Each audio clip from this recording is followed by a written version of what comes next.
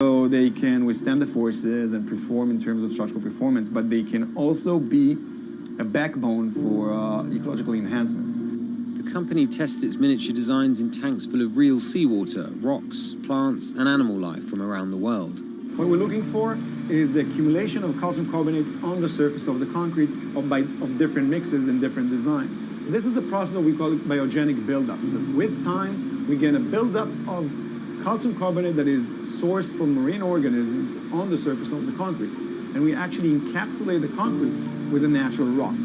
So when the organism dies, in the case of a coral, it will die, and then another coral will sit on it, and that's how a reef is growing. The hope that our man-made structures could become stronger over time also means better economics. The units require less maintenance and could therefore stay in the water for longer. E-concrete, though, is just a few years old, so it needs more time to really quantify the longevity of its products. But the company are certain their products are better for the environment, and not just in terms of improving biodiversity. We're kind of trying to offset some of that immense carbon footprint of the concrete industry. Construction is responsible for about 11% of global carbon emissions. By adding a biological crust to their products, e-concrete prevents some CO2 from being released into the atmosphere. For every kilogram of calcium carbonate being created by those marine organisms, we're offsetting 120 grams of CO2. So think about building a port infrastructure or a city waterfront that is an active carbon sink. I think that's a great advantage of the technology.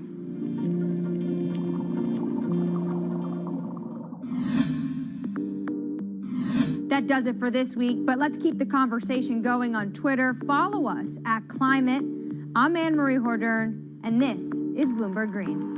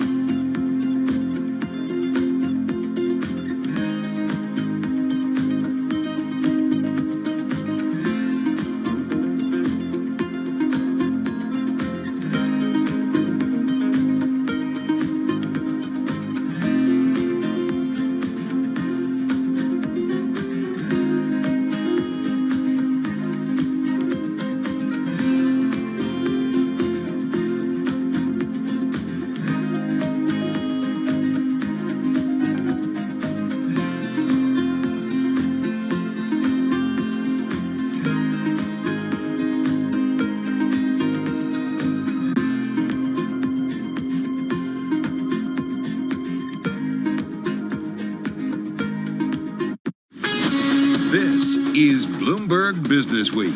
Insight from the reporters and editors who bring you America's most trusted business magazine, plus global business, finance, and tech news as it happens. Bloomberg Business Week with Carol Masser and Bloomberg Quick Takes Tim Stenovic on Bloomberg Radio. And live from the Bloomberg Interactive Brokers studio, streaming on YouTube, it is Tuesday, May 4th, 2021. Blame it on tech, Tim. Can we?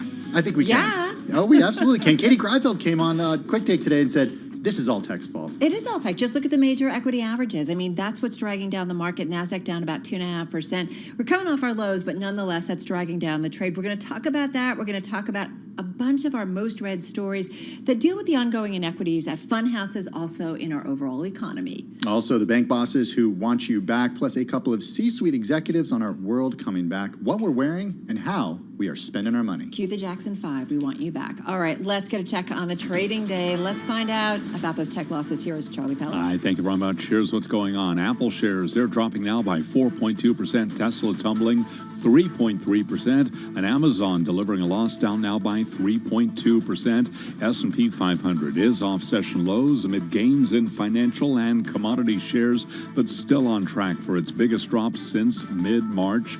Also, Treasury Secretary Janet Yellen says rates may have to rise modestly at one point to stop an economic overheating. Bottom line, we're down across the board. Red on the screen with the S&P now down 48 points, down 1.1%. We've got the Dow down 107, down 0.3%. NASDAQ down 354, a drop now of 2.6%. Tech-heavy NASDAQ 100 index is down 2.6%.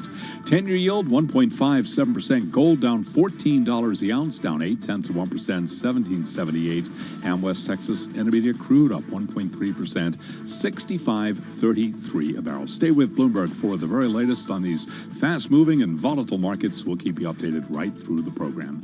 Now, back we go once again. Here is Carol and Tim. Like I would go anywhere else, Charlie Pellet? Exactly, because we got a great show ahead. And not because I have to, but because I want to. And I like being around you guys as well. Oh, thank you, Charlie Pellet. The love fest continues. All right, let's get to the market drivers report. And let's set the Business Week agenda on this Tuesday. We've got some movement today. Vince Signorella, global macro strategist of Bloomberg News, with us on the phone in White Plains, New York. Dave Wilson, stocks editor of Bloomberg News, right here in our Bloomberg New York City headquarters and bureau. Dave, let's start with you. It is all really about tech in terms of what's really dragging down the trade today.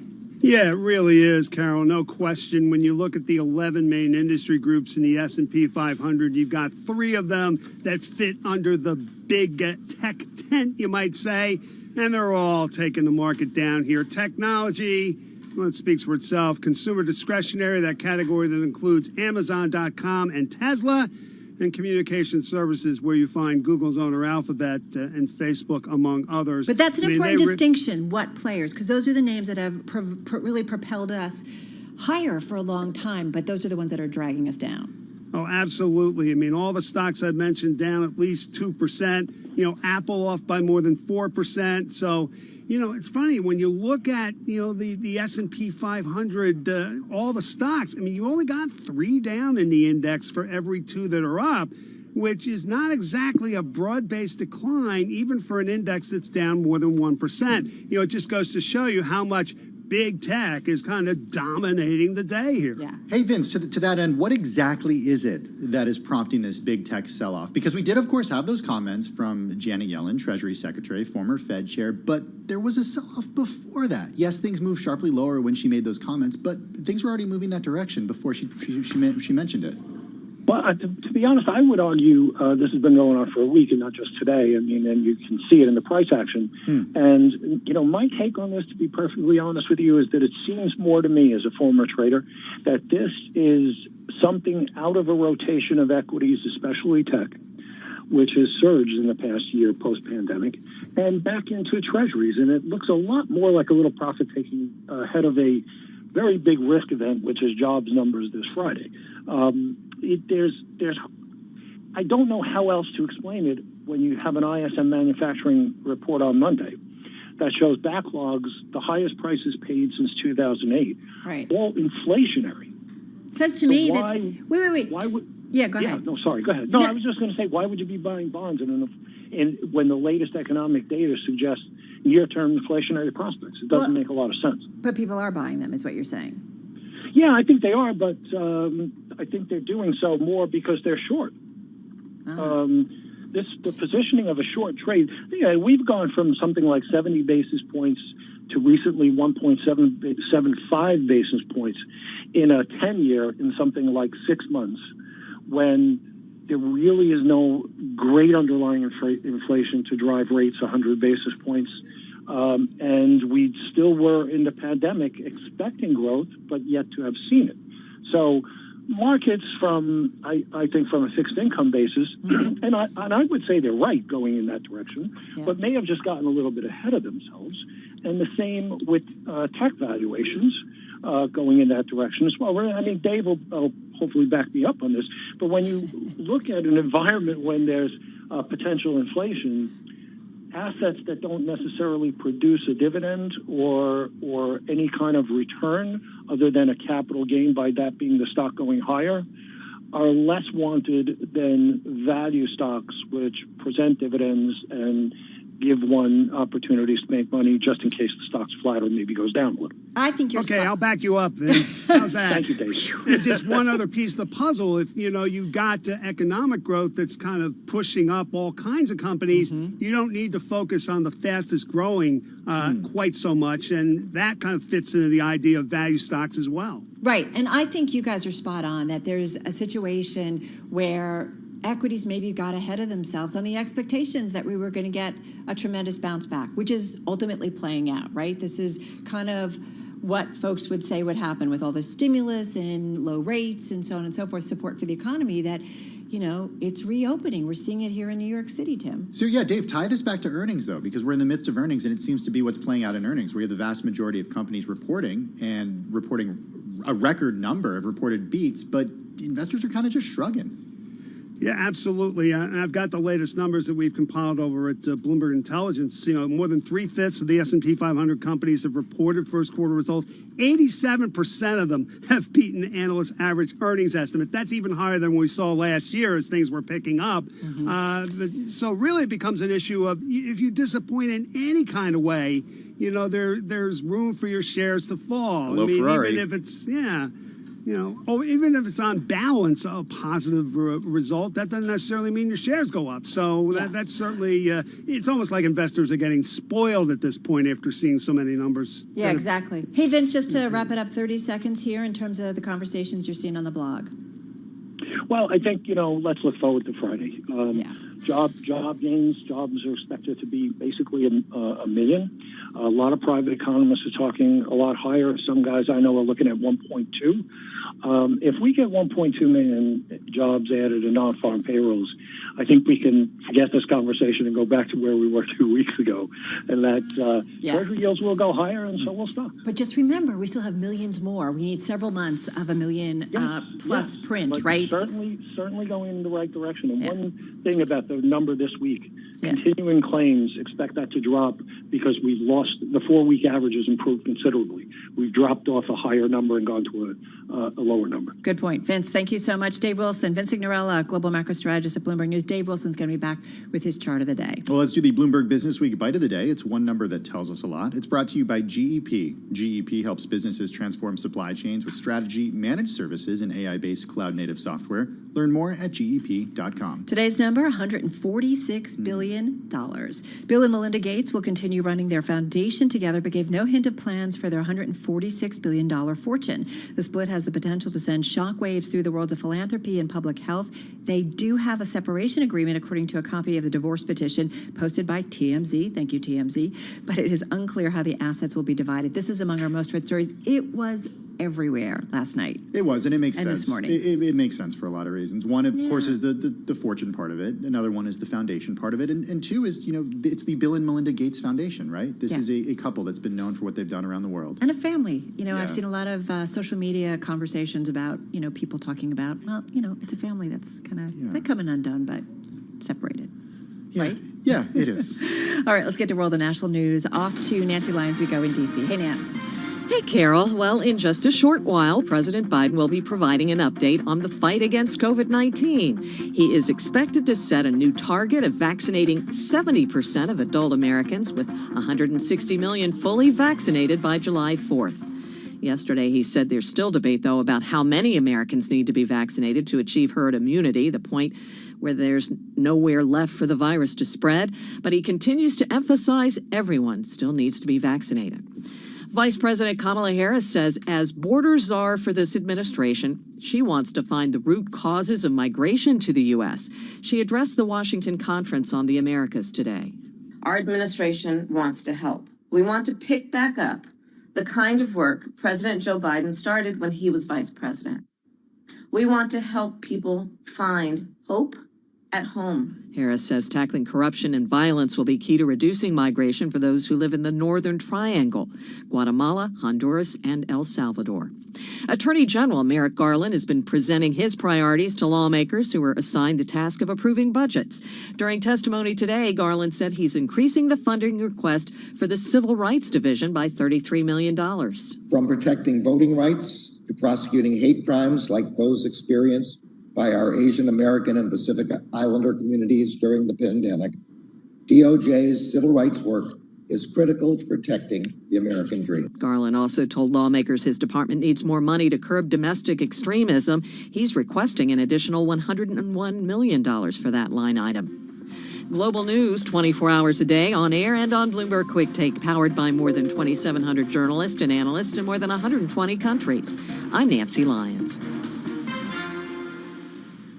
All right, Nance, thank you so much. You're listening to Bloomberg Business Week. Carol Massar along with Tim Stenovic on a busy Tuesday. And among the virus and COVID-19 headlines and stories catching our attention, this about the number of people getting their first dose of COVID-19 vaccine in the United States declining in at least 47 out of 50 U.S. states, with many having made significant progress rolling out the shots. But, Tim, as we know, others are still far behind. Right. So it's sort of mixed news here, because in some places the decline is the mark of a successful vaccination campaign. 10 states have started vaccinations for more than half of their residents, but in places that have struggled, the slide has been going on for weeks. Some of those states, the number of new recipients has turned into a trickle. We knew this was coming. Yeah, and exactly. And there are also indications that the safety-based pause in the use of J&J shot had an effect in a handful of states where vaccinations were gaining. The April 13th announcement correlated with a decline in new vaccinations. And, you know, we knew some of this. We talked about it with our health experts and our doctors, and there was a concern that among those who were already nervous that something like this would put kind of a pin in it. What we're going to start seeing more of, I think, is creative ways in public health messaging around why people should get the vaccine. One thing we are expecting to hear from President Biden today, I imagine that he will be encouraging people watching to get a vaccine if they have not yet been vaccinated. Yeah. The other thing is, did you see what happened in New Jersey, what the New Jersey governor has said? Offering an incentive for people who are getting that first shot in May to go and get that shot. And it's actually What's a shot. What's the incentive? It's a beer. Oh, it's a beer. Yeah. Thank you so much. Yeah. It's pretty, and it's people were tweeting about it yesterday. They were saying, What if you don't drink? I should have waited What if you till don't drink May. beer? I should have waited till May to get it. So What if lemonade is your thing? Then, I will buy you a lemonade, Carol. Or you're going to pay? You're going to buy? I'll buy you lemonade. Listen, the same thing is, I think there was an indication, and we talk about this constantly with members of the medical community. We'll do it with our upcoming guests, but it's this whole idea of how many people need to be vaccinated to get to herd immunity to basically knock COVID-19 out of our society. I'm hearing conversations increasingly from the medical community that say that we're probably not going to get there, but at least we have enough in the toolkit to deal with it. Yeah, notwithstanding what's happening around the world, too, seeing cases continue to rise. Yeah, let's remember, this is a global pandemic. This is Bloomberg.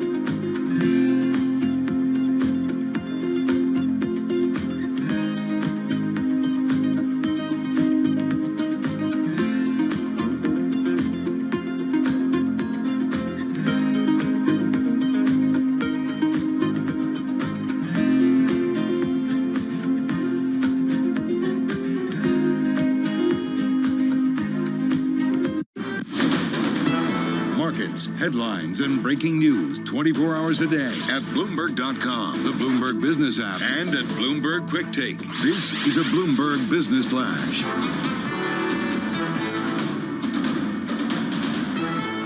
Bloomberg World Headquarters, I'm Charlie Pellet. Down Tuesday, a tech sell-off right to the numbers with the NASDAQ 100 index down 2.3% right now. We've got the NASDAQ Composite Index down 2.3% as well. At the worst level of the day was down by almost 3%. S&P now lower by 39, down 0.9%. The Dow down 58, drop there of 0.2%.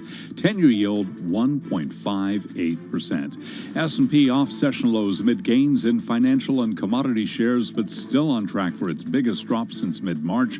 Losses in the NASDAQ 100 index are again now at 2.3% as mega caps Apple, Tesla, and Amazon all trade lower. Apple shares down 4%, Tesla's tumbling 2.8%, and Amazon.com lower now by 2.9%. Gold is down $13 the ounce, lower by 0.8% right now at $17.79, and West Texas Intermediate crude down 1.5%, $65.43 a barrel. I'm Charlie Pellet. That is a Bloomberg Business Flash. All right, Charlie, thank you so much. You are listening to the Tuesday edition of Bloomberg Business Week. Carol Massler, Tim Stanovic in our Interactive Brokers studio. A lot of headlines. We have the Chicago Auto Show coming back. The UK Prime Minister saying that country is on course to scrap the lockdown rules. Denmark's going to ease curbs this week. It's not the case, Tim, though, we know, for Singapore. And then we have Goldman Sachs planning for U.S. employees to come back to offices by mid-June. Some of the financial firms, though, like Vanguard, saying, yeah, we'll take a hybrid model. Yeah, look, it makes sense as vaccinations increase here in the United States, as counts continue to go down, but it is certainly a different story around the world. Yeah, exactly. And we do have the world's 20 major economies throwing their weight behind efforts to introduce so-called vaccine passports. Let's get some thoughts on where we are today regarding the global health pandemic. Dr. Shantanu Nundy is Chief Medical Officer at the private healthcare data and solutions company Accolade. He's former health technology advisor to the World Bank. His new book, Care After COVID, What the Pandemic Revealed is Broken in Healthcare and How to Reinvent It. He joins us on this Tuesday on the phone in Washington, D.C. It is so nice to have you here with us, Dr. Nundy. Tell us, first of all, how are you and what are you seeing when it comes to COVID and the vaccine rollout and kind of where we are so far? Yeah, I'm doing great. Thanks so much for the opportunity to be here. Yeah, I mean, absolutely,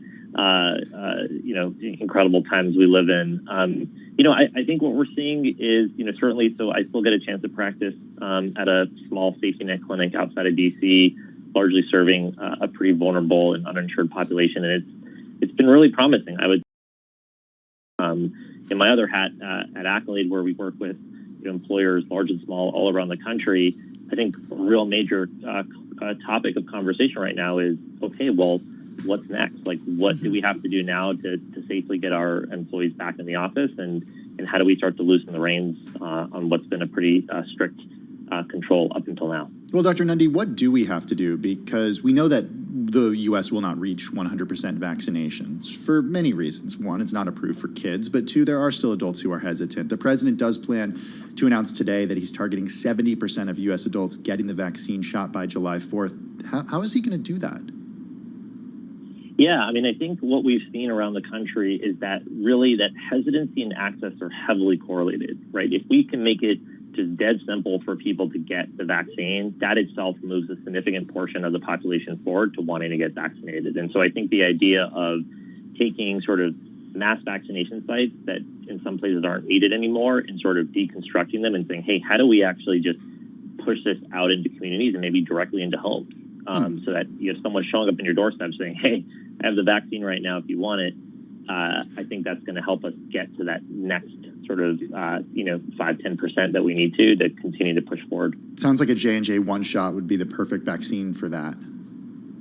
Absolutely. I think, it's really interesting that you say that because I think the science of the J&J versus the other vaccines are somewhat similar. But I think from a delivery perspective, that sort of last mile perspective, I think J&J would be a really powerful tool in our toolkit. Yeah. So, okay. So what do you think we need to do to get those people who are hesitant? We've made a lot of progress in a relatively short period of time in terms of getting vaccines into Americans' arms. So what is the thing that is ultimately holding people back at this point? Is it access or is it just discomfort? Yeah, it's a good question. It's definitely multiple things. I mean, I think access is still an issue. I think particularly when you think about, for some people, particularly those who are more hesitant, where they want to learn about the vaccine, where they want to get it, frankly, is with their primary care doctors or in a healthcare setting. And still, like my clinic as an example, we actually have community partnerships. We have a sort of a large vaccination site at a church that we have. But if you see me today in clinic, I can give you a flu shot, I can get you a shingle shot. I cannot give you the COVID vaccine in the course of a normal clinic visit. And so I think that's one piece of it for sure. I think another piece is we needed to make the incentives of getting vaccinated much clearer for people. I think we've been cautious. I think that's been good, but I think we need to make much clearer, if you get vaccinated, here's what that's going to mean for your life, whether that's your work or your personal life. We need to sort of up the ante on the benefits for those who are vaccinated. Do you think the CDC has been too hesitant to do that with messaging? Like, this would have been more effective had the CDC from early on come out and said, hey, when you are 6 weeks past that first shot, when you are 2 weeks past that second shot, you are free to go back to living your normal life. Yeah, I think they've been a little too cautious, and that's right. I don't know if the exact guidance is what you're saying, but I think it's right. It's what I'm saying is, like, should they be doing that? Should they be, or some sort of closer return to normalcy, and something sooner? Yeah, I think that's exactly right. And I think part of the messaging too is it's got to be just much more understandable for people about what it means for the things that matter to them. There's sort of a design element, if you would, to how we're communicating that I think has also been missed as well. So I want to talk about your book, if we may, because it's called Care After COVID, What the Pandemic Revealed is Broken in Healthcare and How to Reinvent It. And safe to say that we've had a lot of conversations about disruption. We have Lyft, reporting after the close, like they disrupt transportation and kind of the driving world, if you will. What's interesting is healthcare has been, I think, one of those areas that most people would agree it's taken a while for it to be disrupted and still has a long way to go. You talk about in this book that if the healthcare system were an emperor, COVID-19 tragically revealed that it had no clothes. So what do we learn from these past 12, 13 months? Obviously, telemedicine, that's the obvious one, and I'm guessing it's going to stay with us. But what else? How do we move towards a more transparent, efficient, productive healthcare system? Yeah. So I think there's two elements of what we learned, right? I think one is just this idea, this sort of magnification of the longstanding failures of the healthcare system, right? I think it's hard to find people these days that don't deeply understand how inaccessible healthcare is, how inequitable healthcare is, how inefficient it is. And I think that matters because I think what was a reality for pockets of Americans for a while, those with multiple chronic conditions, those who are lower income, I think now is a shared lived experience of nearly all of us, right? We've all had that experience of, how do I get a vaccine and navigating that? How do I get a test? And I think that actually matters in terms of the sort of public being able to move forward to better care models. The second thing we learned is that actually healthcare can be way more flexible in a crisis than we thought, right? I think even the most sort of expert folks didn't expect that clinics like mine in the course of 2 weeks would go from never doing any virtual visits to nearly 80% virtual within a 2-week span, right? I don't think we expected that we'd be able to spin up drive-through testing, right? For decades now, we take people that are sick, coughing and sneezing on each other, and we put them in a waiting room to cough and sneeze on each other. And now we have a better way to do that, and we scale that. And we're also using data in new ways, right? So in my clinic, we've had an electronic record for a long time. But this is one of the first times where we've taken data out of there and used it to proactively call people who are sicker or higher risk that needed the vaccine. And so I think that's a huge part of what we've learned too, is that change is possible. And I think that the demand for that change is greater than ever. And I have to say that having experienced a virtual visit with a doctor, and I thought, this isn't going to work. How is he going, and it was pretty comprehensive and incredible. And as a result, I was much more involved because I had to do things that he would have been normally doing to me without getting too specific. But it was interesting that I was much more involved and thoughtful in my questions as a result because I was understanding what was going on. It's been, for me, it's been hit or miss. It's been really good. From a pediatrician perspective, being able to connect with our pediatrician has been really good. But for you know, I thought I hurt myself riding my bike over the summer, and it the doctor couldn't actually check to see if I was hurt by pressing on all the areas that he would normally press on. Right. It's not perfect. Yeah. So what is the next iteration of this, Dr. Nundy?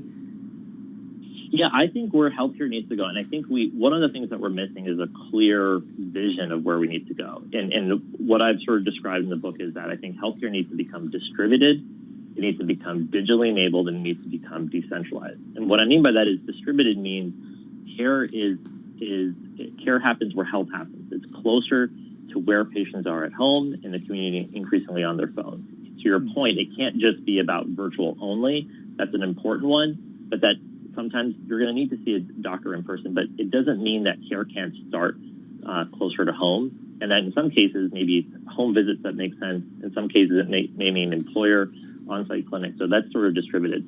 Digitally enabled is really saying, look, the real role of data in technology and healthcare is to extend the relationships that are central to care, right? We think we've all learned during the pandemic that trust is essential, and that trust between a patient and provider is ultimately what drives a lot of the outcomes. But up until now, a lot of the technology investments we've made has frankly been neutral to negative on that relationship. The EMR, the electronic medical record, being the best example of that. Mm-hmm. And then decentralized. We need to put way more resources in the hands of frontline health workers and patients, right? So one of the things I advocated on early on was, when everyone was concerned about testing, they said, why can't patients just test themselves at home? It was, it's absurd. The patients can't do that. And so we had these stories of people paying hundreds, sometimes over $1,000 just to get a test for COVID. Today, you can walk into a CVS or Walgreens, and for $14, you can get 2 kits, so $14 a kit, and in 15 minutes on your kitchen table, you can test yourself for COVID and get a pretty accurate answer. That's the direction I think we need to go. So what are the permanent changes that you would like to see in order for us to be prepared for what we not so affectionately call the next pandemic? Do we need to have the vaccination infrastructure already in place so we can respond right away? Do we need to have the testing infrastructure already in place so we can respond? Do we need to change the way we do emergency use authorization with the FDA so they can be nimble? Yeah, honestly, it's all of the above. I think in addition, a lot of the ones that you just suggested are from a public health perspective. I think about it also from a healthcare delivery perspective, right? So, for example, if we can distribute more care to people's homes, what that means is it's like the classic, you don't want to put all your eggs in one basket. It's when you rely on a hospital and that hospital suddenly is overwhelmed, guess what happens? You can't do elective care. You can't safely hospitalize people. And we saw that too. And so actually sort of spreading out where care happens into more sites would actually enable us to be much more resilient when those things happen. A big part of this is about data. The fact that we couldn't even answer simple questions like at any given day, how many people in this country are hospitalized with COVID, let alone how many of them are African-American or Latino, or let alone what their outcomes are, is an absolute travesty, especially given that we've just spent billions and billions of dollars on taking health information and making it digital. And so we absolutely need to finally solve this interoperability issue for many reasons, but one of them is so that, we can be much more responsive, so that when we have a pandemic, we're seeing the data, we're understanding the complications, and we're being able to understand what treatments are and are not working in closer to real time. Isn't the end game here, in terms of what we've learned over the last year, that if you're a healthy individual, no guarantee, but you're much more likely to be able to fight a virus or some other disease or ailment? You've got a chapter in here about patient-directed, empowering people to guide their own care. And you talked about being a third-year medical student going through the hospital and how you kept seeing patient after patient suffering from health problems that were completely preventable. And are we ready for a wellness healthcare system that's about keeping people away from doctors, out of hospitals, which, as you know, is quite the financial and business juggernaut right now? Yeah, absolutely. One of the other stories in the book, and one that's really close to me because it involves my own mom, is the fact that my mom, who's had diabetes, type 2 diabetes for 25 years, been on insulin for 10, she kept hearing all these reports that, hey, if you have diabetes, your risk of COVID is higher, to your point, right? And she said, I can't handle this anymore. And so she signed up for a program that got her a 24/7 health coach, connected her with a peer, someone else who also has diabetes and comes from the same culture that we do, got her a virtual care doctor. And within a month, my mom went from being on insulin for 10 years, never having her sugars controlled, to being completely off of insulin and achieving a state we call diabetes reversal. And so I think that, with the third wave of digital health that we've seen, some of these models that are coming out, I think are exactly the direction we need to go to say, we don't need yet necessarily another drug for diabetes that's 1% better for 100 times the cost. What we need to start putting our investment from an NIH perspective, from a payer perspective, is in the idea of actually preventing disease or actually reversing or controlling disease. So where does that education start, though? Because it doesn't necessarily, we don't want it to take a pandemic for that to happen. Yesterday. Right? Absolutely not. Absolutely not. And where does it start? I mean, I think it starts in a lot of places, but I think at least the world that I think a lot about is the employer world. I think employers are heavily incentivized to manage the health of their employees, not only because they manage their medical costs, but also because that productivity, whether it's missing work for appointments, whether it's mental health, those things affect their bottom line significantly. But I think that there's been a little bit of a lag in that world where some of the solutions that they're supporting aren't necessarily the ones that are getting to that. There's this whole cottage industry of people that are still saying, hey, buy Fitbit for all your employees. I mean, that's not really been proven to work. And so I think that's where I think some education needs to happen to actually unlock some scale. Well, I got to tell you, interesting conversation, interesting book. You talk about checklists for every decade of life, of just how to keep yourself healthy so that you don't get to a situation where you're ill. Really great conversation. Dr. Shantanu Nandi, he's Chief Medical Officer at the private healthcare data and solutions company Accolade, former health technology advisor to the World Bank, and that book that we talked about, Care After COVID, What the Pandemic Revealed is Broken in Healthcare and How to Reinvent It. My guess is we'll continue the conversation he has here in his book in the future. Look, one thing that I was thinking about the entire time Dr. Nundy was speaking is about education and thinking about how a healthy lifestyle starts at such a young age. Totally. And the connection between mortality, comorbidities, and what we need to do as Americans in order to make sure that we become healthier as a whole in order to be, because look, it's all about being on the defensive. Correct. When it comes to our health. We do it with driving, we do it with other things, and it makes sense with healthcare. Speaking of healthcare, though, the pandemic and the virus here in the United States, we're going to get an update from President Biden in just a moment. He is expected to set a new target of 70% of U.S. adults receiving at least one COVID-19 vaccine shot by July 4th as the administration seeks to stem a drop-off in inoculations. It's stories Tim and I have been talking about. At this point, as of now, 56% of U.S. adults, or 145 million, have received at least one dose, and nearly 41%, or about 105 million, are fully vaccinated, like Tim and myself. Yeah, it's a pretty incredible feat that has happened here in a very short time. But the problem is those who have not get vaccinated. All right, let's take you to the White House and President Biden. 2 months until July 4th, I'm here to report that we're in our vaccination program, where we are and what comes next, in an effort to get this country back closer to normal. And first, where are we? Well, as everyone knows, I promised that we'd administer 100 million shots in my first 100 days. After we met that goal, we doubled it to a historic 200 million shots. By the time we reached the 100 days last week, we had shattered that mark with over 220 million shots in arms.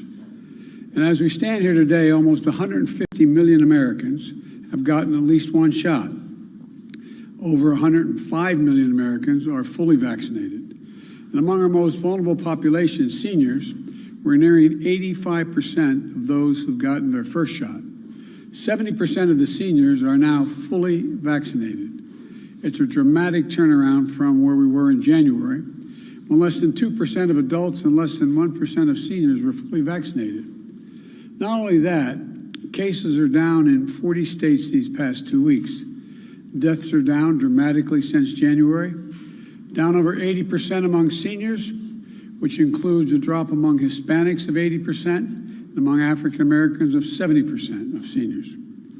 There are tens of thousands of Americans alive today because who would not be alive otherwise were they not had access to rapid vaccination program. Moms and dads, sisters and brothers, grandparents, neighbors, old friends, they're around now, and thank God for that. Now, where do we go from here? Well, as we anticipated, the pace of vaccination is slowing. Now the majority of American adults have already gotten their first shot. But we're still vaccinating millions of Americans every day. In fact, in the last 10 days, 1 out of every 10 adult Americans got a shot. But soon we'll have reached the adults who are most eager to get vaccinated. And at that point, this effort will shift to a new phase, which is what I want to talk about today. Our new phase will focus on 3 areas. First, children between the ages of 12 and 15 years of age. They're not yet eligible for a vaccine. The FDA scientists are currently reviewing the data to decide if and when to authorize that age range for vaccinations. The FDA and the FDA alone will make that decision. But today, I want American parents to know that if that announcement comes, we are ready to move immediately move to make about 20,000 pharmacy sites across the country ready to vaccinate those adolescents as soon as the FDA grants its okay. Now, most Americans have a vaccination site about as close as their house is near to a neighborhood school.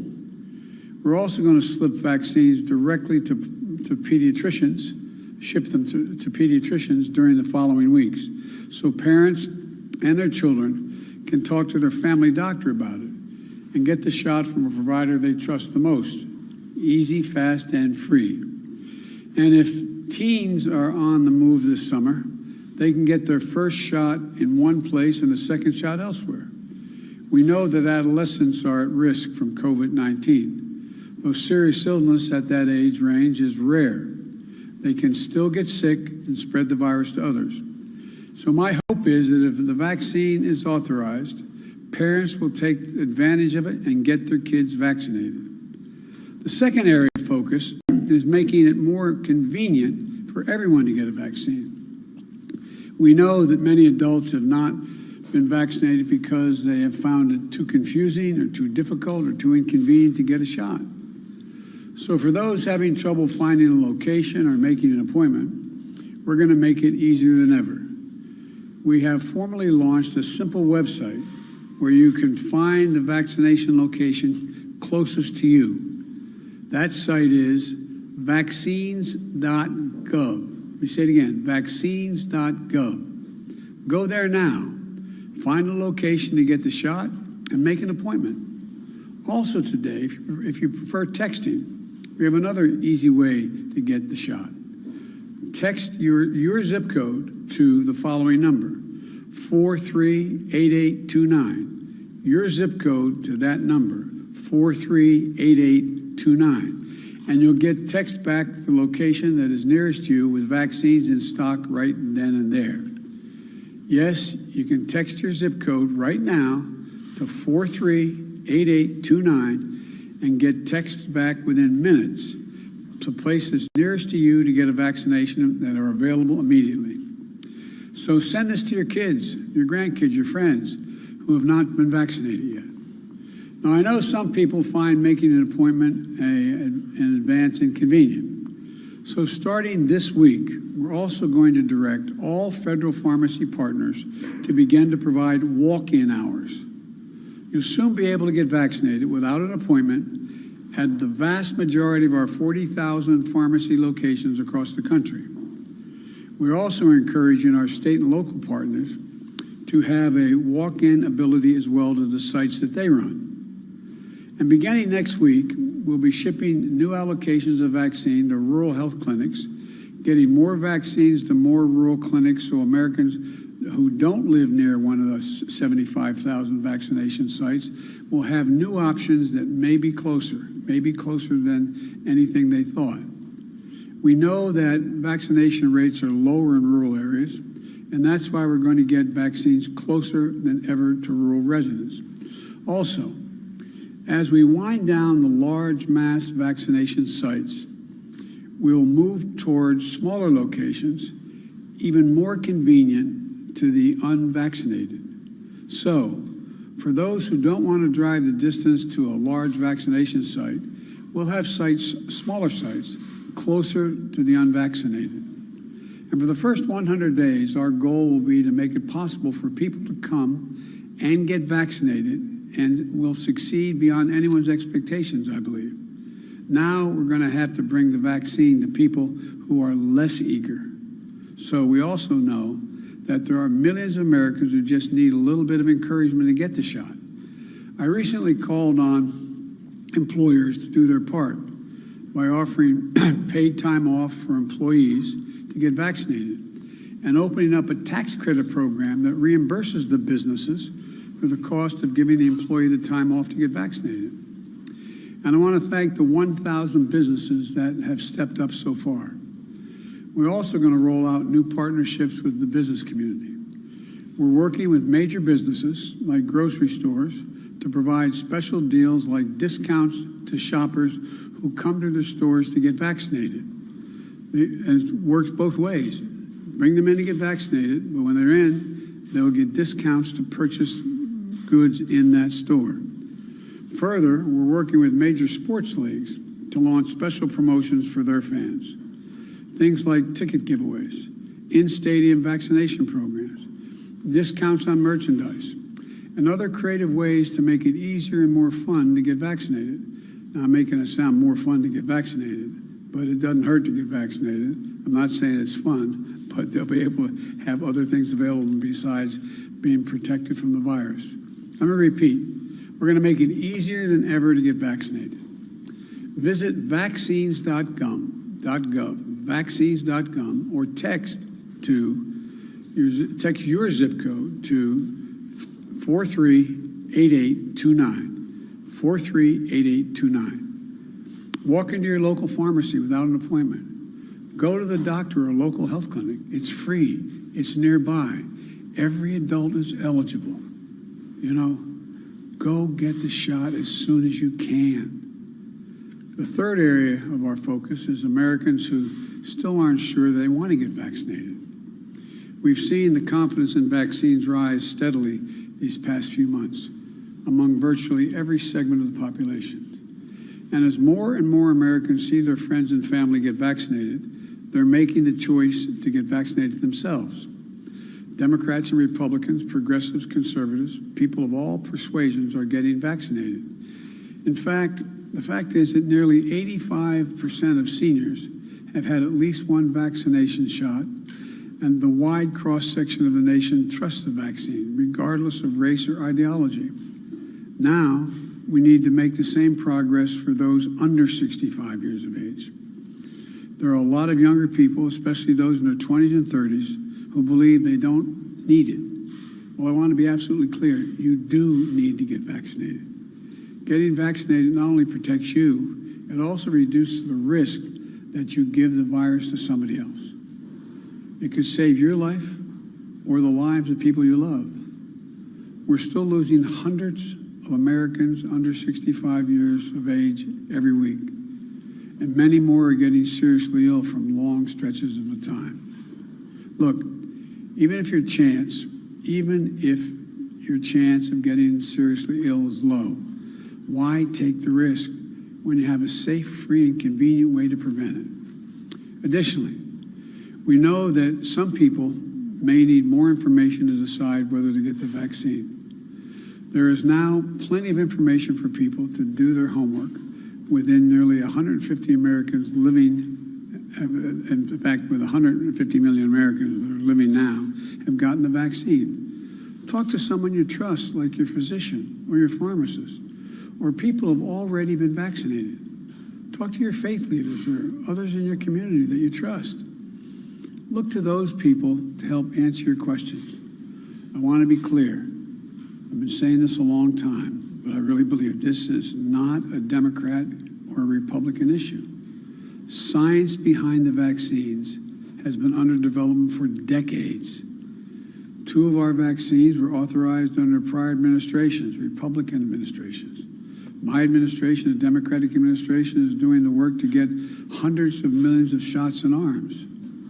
While we may not always agree on everything, this is one thing people across the political spectrum can agree on. So I want to thank prominent conservatives like Mitch McConnell and a large group of Republican members of Congress who have medical training, who have advanced getting vaccinated.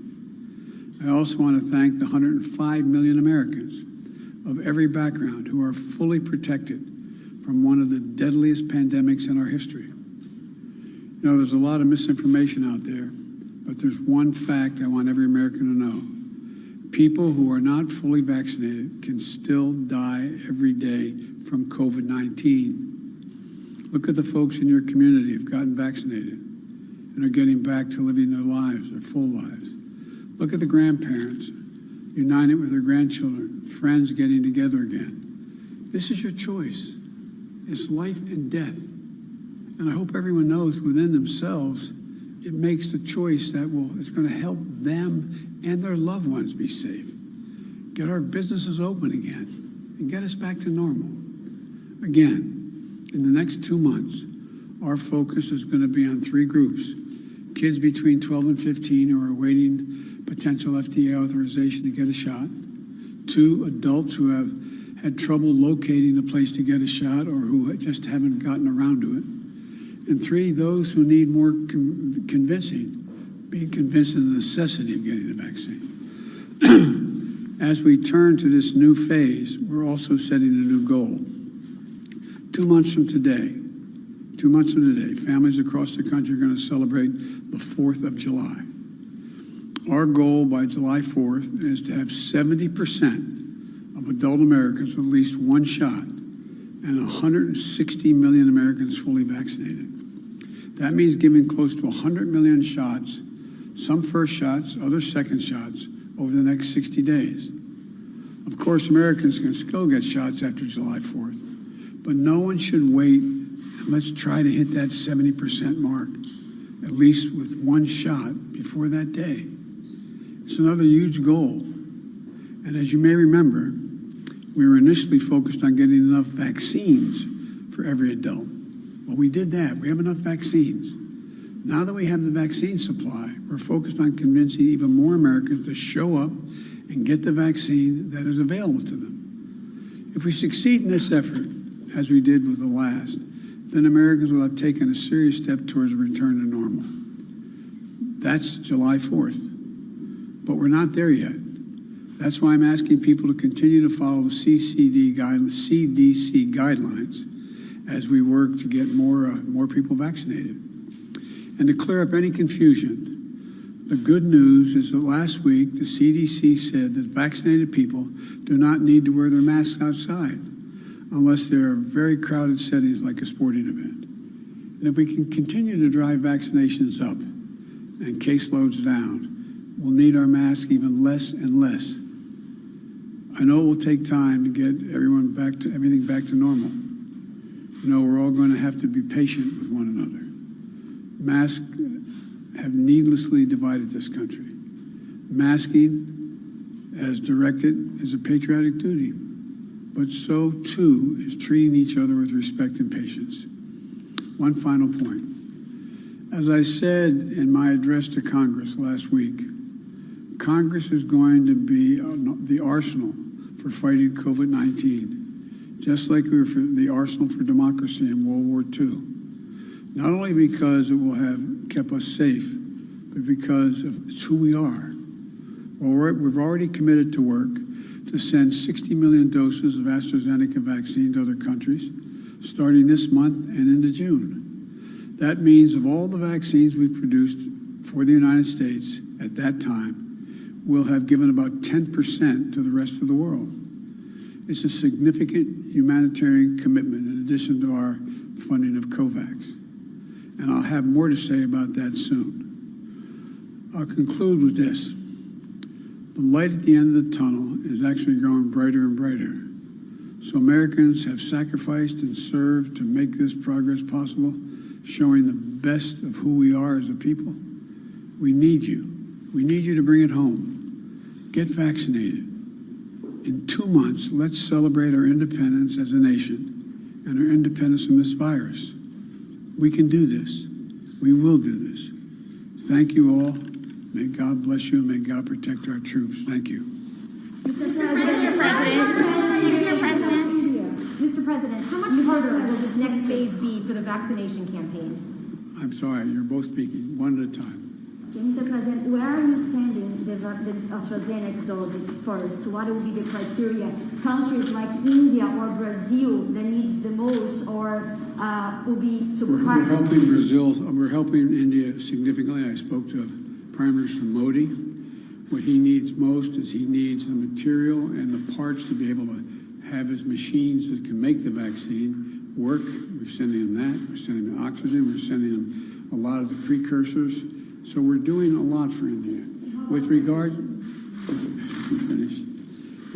the AstraZeneca vaccine, which we had, we have sent that vaccine to Canada and to Mexico, and there are other countries that we're talking to now. As a matter of fact, talked to head of state today.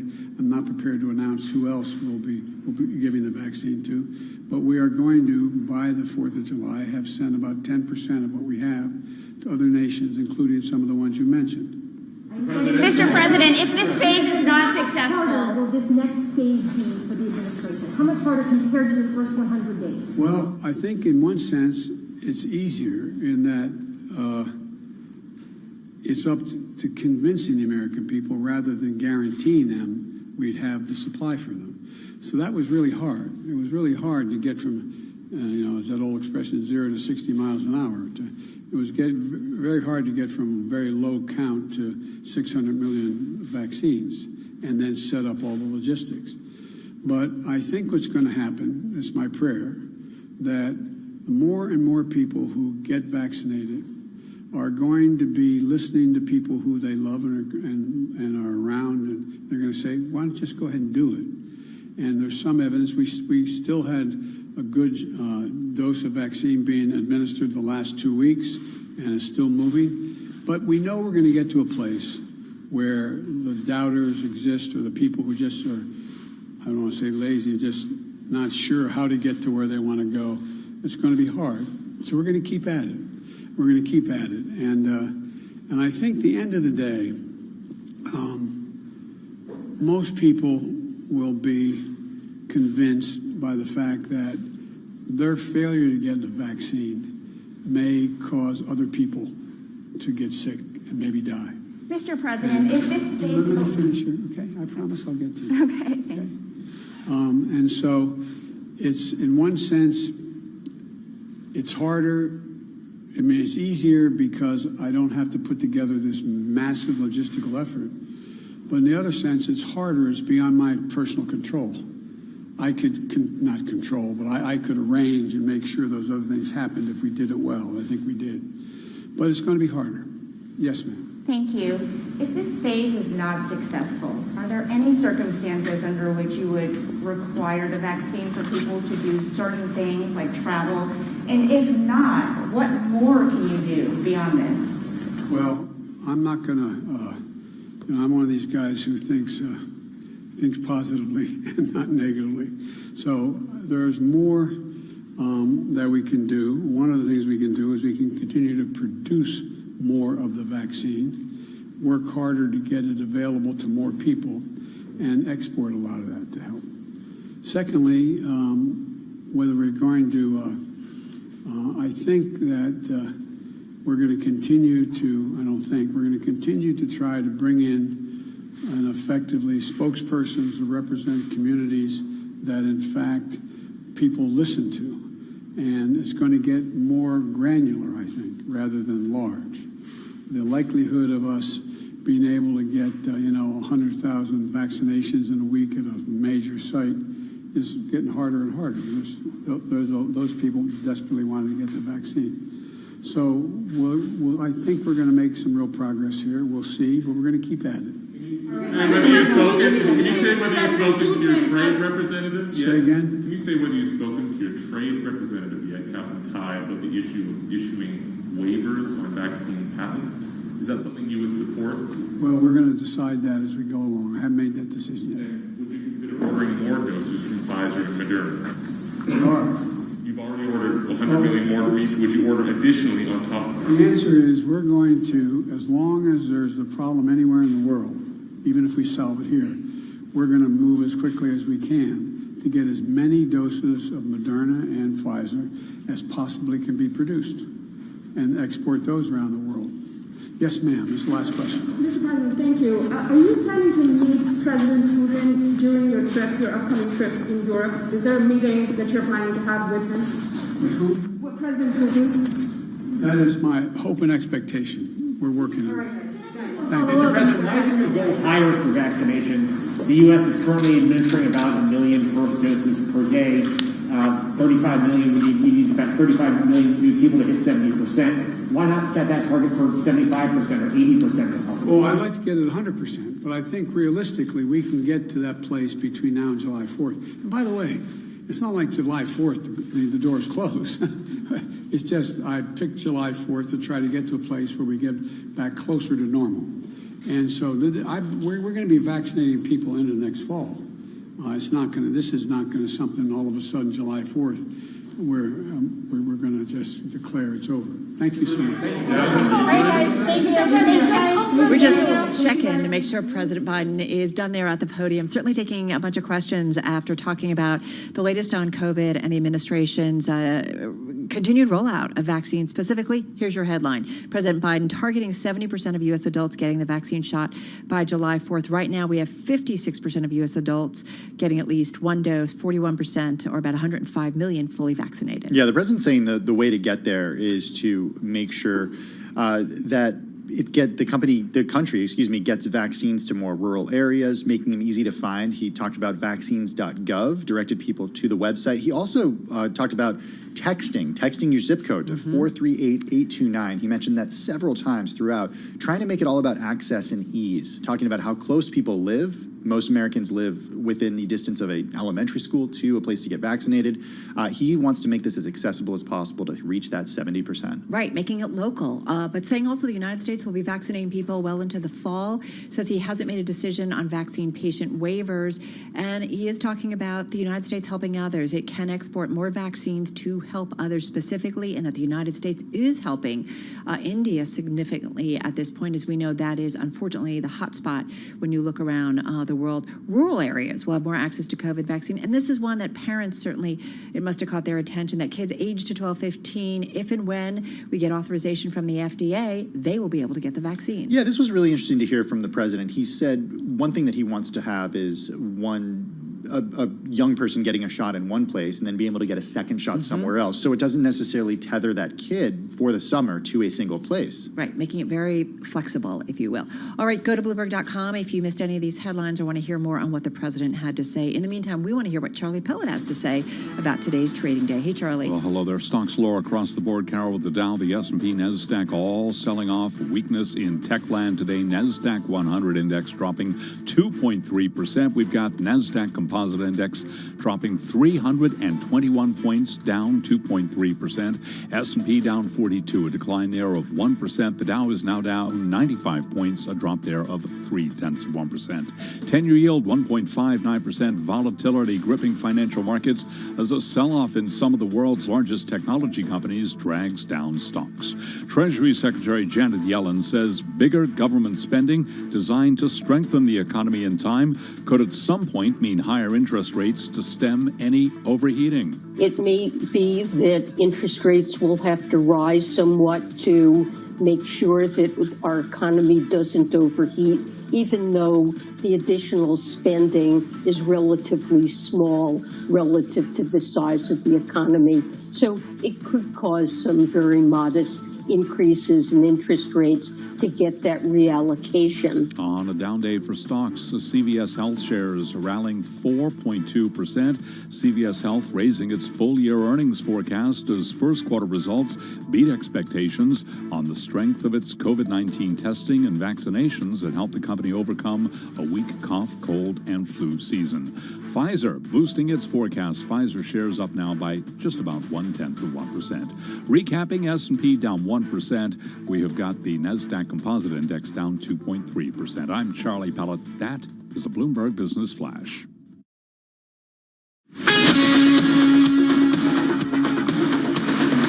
This is Bloomberg Business Week with Carol Masser and Bloomberg Quick Takes Tim Stenovic on Bloomberg Radio. So time for a top story reset and our Bloomberg Big Take. It is a Bloomberg exclusive that you need to be focusing on and that only we have. It is also one of our most read stories on the Bloomberg, Tim, about how the booming U.S. recovery is leaving some communities completely behind. Bloomberg is tracking the economic recovery in minority communities across the country. We have a great team that helped do this big take. One of those people is Katerina Saraiva. She's Federal Reserve and economics reporter at Bloomberg News and joins us on the phone from Houston. Katerina, I'm so glad we get to talk about this again. We spoke about it earlier on Quick Take today. What is happening across the country? Because we are expected to get the jobs report on Friday. It's been upwardly revised. We're looking at roughly 1 million jobs. But what should we be paying attention to? Because your team looked closely at what's happening in cities like Atlanta, Los Angeles, Las Vegas, and more. And the recovery is obviously not going equally. Yeah, exactly. I mean, the jobs report, like you said, on Friday, a lot of people are expecting a pretty blockbuster number, right? Like 1 million jobs added in the month of April, which is great. But what we have to make sure we do as the economy recovers is that we look at the data kind of broken down a bit, right? We can look at how different populations, we should look at how different cities are affected. We know that the pandemic crisis impacted different people and places differently. The recovery. Right. Sorry. Right. Hey, Katerina, hang on for a second. Your line's a little sketchy, and what you have to say is really important, and we want to make sure that our listeners and viewers on YouTube can really hear it clearly. So we're going to try and clean that up.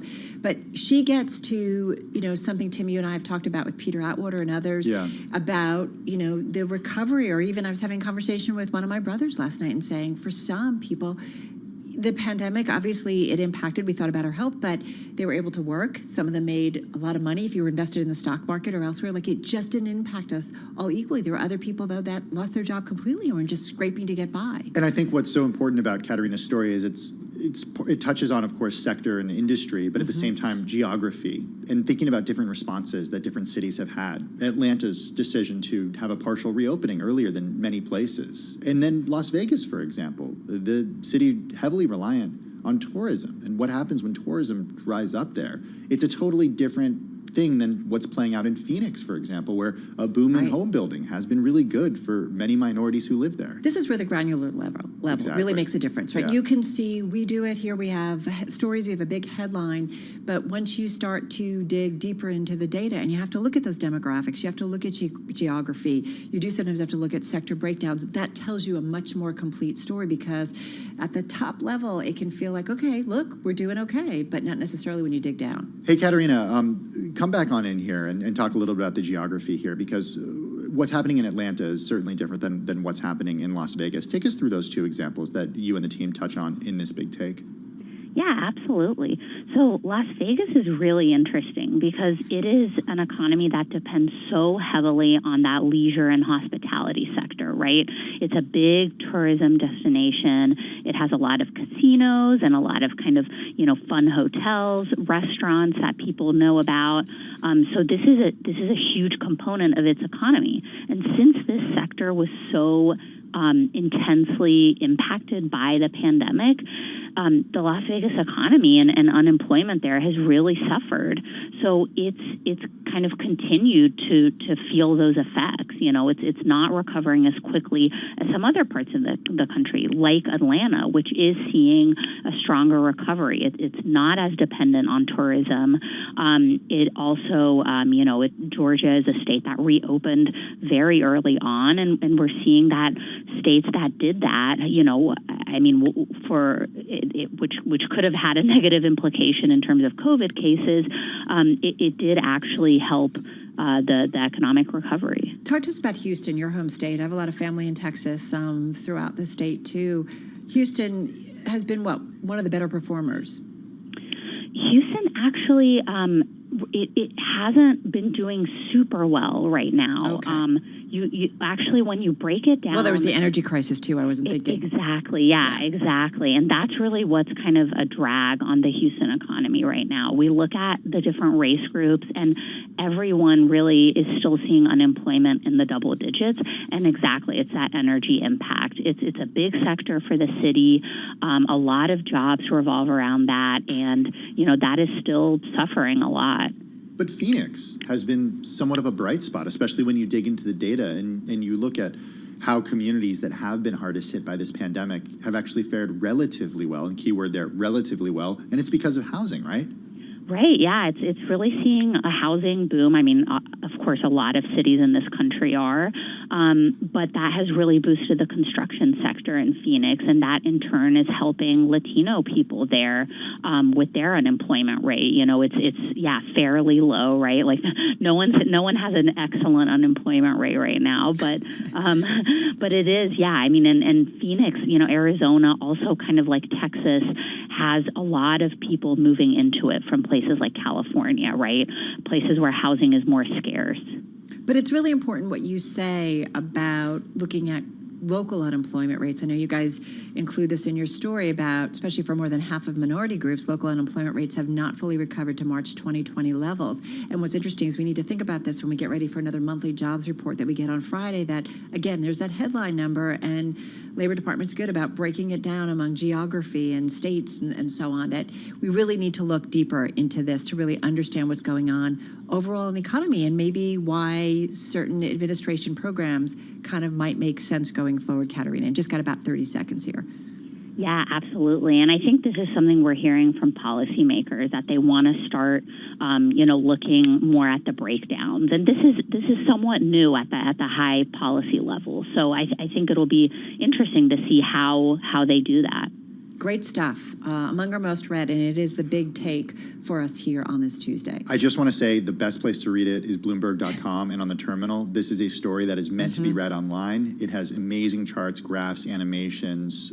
It is fantastic, so everybody go check it out. Yeah, it's such a good point. All right, Katerina Sarajevic, she is with us, of course, Bloomberg News, Federal Reserve and economics reporter, joining us on the phone in Houston. And check out more stories from Bloomberg's The Big Take on the Bloomberg and at Bloomberg.com. Well, let's get to Washington, D.C. for a check of world and national news with Nancy Lyons. Hey, Nance. Hey, Tim. Well, President Biden is setting a new target for vaccinations. For those having trouble finding a location or making an appointment, we're going to make it easier than ever. We have formally launched a simple website where you can find the vaccination location closest to you. That site is vaccines.gov. Biden says if you use that website, vaccines.gov, it should be easier to find locations and to receive a shot. He is hoping to have more people vaccinated by July 4th. Well, we've been following the split of Bill and Melinda Gates after 27 years of marriage, leaving a $146 billion fortune at stake. If President Biden's tax overhaul wins congressional approval, their heirs could be on the hook for a multi-billion-dollar tax bill. Bloomberg's Amy Morris reports from Washington. President Biden's plan would close a loophole called the step-up rule that allows the rich to transfer their fortunes tax-free to their heirs when they die.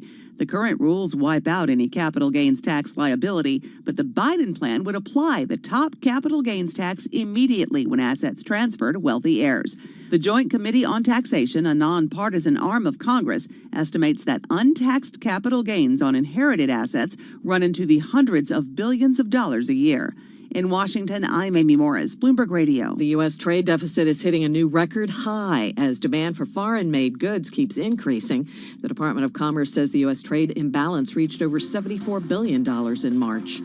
Global news 24 hours a day on air and on Bloomberg Quick Take, powered by more than 2,700 journalists and analysts in more than 120 countries. I'm Nancy Lyons. All right, Nance, thank you so much. You are listening to Bloomberg Business Week. Carol Massar along with Tim Stanovic. So a couple of our most read stories, which they tend to be when we talk about members of the financial community, the Wall Street community, and hybrid, coming back to work, not going back to work. They have always trended high on the Bloomberg. Yeah, Goldman readying June return to office and Vanguard going hybrid. This is among the most read stories, as Carol mentioned. Goldman's top brass has formulated a plan to have U.S. and U.K. employees return to offices next month as Wall Street's march back to its skyscrapers gathers pace. In the U.S., Staff should be prepared to return by the 14th, and in the UK, they should be ready by the 21st. So listen, this comes on the heels of JP Morgan Chase Chief Jamie Dimon last week putting out a mandate saying, looking for his workforce to come back in rotations from early July. Vanguard Group, though, they've got about 17,300 employees. They said it's planning a hybrid model for most of its staff. And then we had Goldman's, as you said, David Solomon, they're looking to bring him back, counting on an expanding vaccination drive to hasten the revival of pre-pandemic routines in an industry where legions have spent 14 months working remotely. The hard thing about this, and we're going to talk about this a little bit later on with our Bloomberg TV team on Beyond the Bell, is that, these banks and Wall Street firms have been really productive and have done well in terms of profits. They have. During the pandemic. The flip side of that, though, is what has happened with burnout. And we've heard so many stories. Do you think that changes by coming back? I do, because I think there is this sense of, and look, maybe I'm being naive, but there's a sense of when you are physically in the space that you're living in, but it's also associated with work. Yeah. I think that adds a lot to the way that people feel about the separation between their job, even though we are connected at all times. Right, but I don't disagree with you. Like, we was having a conversation earlier today about, we're social beings, and as much as I like my alone time, I love being around our workforce and our newsroom and all that good stuff. So much great impromptu stuff at the office actually happens when you run into someone. Ideas are generated, people come up with great thoughts, and people just say hi, and it's like a really good sense of camaraderie. At least that's how it's been in my work life. And now we have to watch the real estate moves by these financial firms. Do they really mean it that they want everybody back? So more to come on this. You're listening to Bloomberg Business Week on Bloomberg Radio.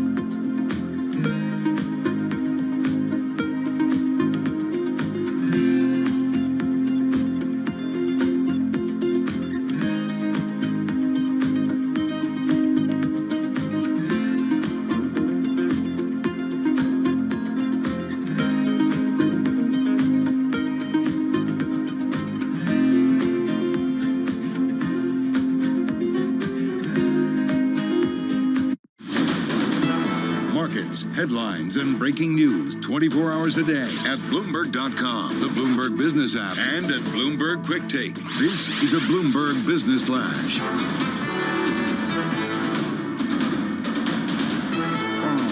Bloomberg World Headquarters, I'm Charlie Pellet. Techs tumble, a sell-off on Wall Street, lots going on, and let's head right over to the First Word breaking news desk for today's afternoon call. Here he is, Bill Maloney.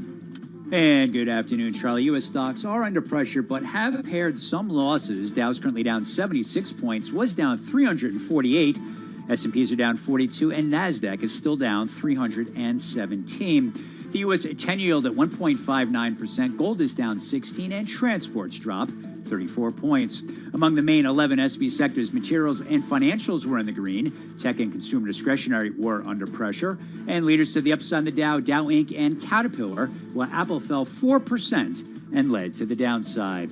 In other news, Yellen said that rates may have to rise to stop the economy from overheating. In the commodity space, corn hit $7 a bushel for the first time since 2013, and UPS hit another record high. Wrapping things up, Western Union and Xilinx report after the bell. Live from the First Breaking News Desk, I'm Bill Maloney. Charlie? Okay, we thank you very much, Bill, and to hear live breaking news over your Bloomberg-type squawk, SQUAWK on your terminal. I'm Charlie Pellet. That is a Bloomberg Business Flash. All right, Charlie Pellet, thank you so much. So, yes, Bloomberg terminal readers and users are reading this big time. It's the most read story about the bank bosses who are looking to say, so long to remote working, Tim. Well, you know what? It turns out that the bosses want it. The underlings don't really want it as much. Jenny Serrain is finance reporter for Bloomberg News and joins us on the phone from here in New York. Jenny, okay, what is the disconnect between management and employees? Management wants people back, but employees are saying, hey, not so fast. I think the disconnect really comes in that employees are just wanting more flexibility on a more permanent basis. So even if they're open to coming back, and even if they, are wanting to see their colleagues and be in the office again, they want the ability to work from home, 1 to 2 days a week and kind of decide when that is an option for them.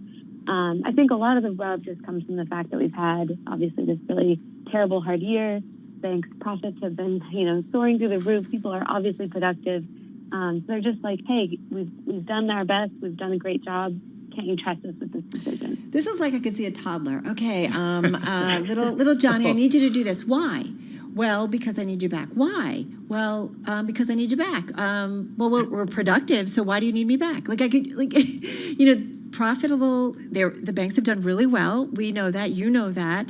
It's working. We heard from a lot of these big bank execs early on are saying, listen, I remember James Gorman, Morgan Stanley, saying, hey, this is kind of working. Maybe we reduce our real estate footprint. So do they need to make the case to the underlings in order to get them back? And, or does it not really matter that underlings ultimately, you got to come back? No, I think it definitely matters. I mean, I think these executives are realizing that a lot of this is just messaging and kind of making it clear, why they want folks back, not just, this is the date we expect you to be here. And I think a big thing that's driving that actually is, it's not that they really think that every single person needs to be in the office so that they can monitor them and track them. I think a large thing is culture. These banks really are seeing their cultures kind of break down and degrade. Young people, there's so much training that happens kind of in person. They haven't really been able to replace that in the remote world. So I think that those are things that they're trying to kind of align people around and make them realize, like, hey, someone did this for you. You kind of need to pass it on to the next generation. But so much of that is just the messaging. And I think these like heavy-handed memos that come out, that's really where the rub is kind of, taking place. Hey, Jenny, where does burnout come into this? And to what extent can burnout be tied to remote work?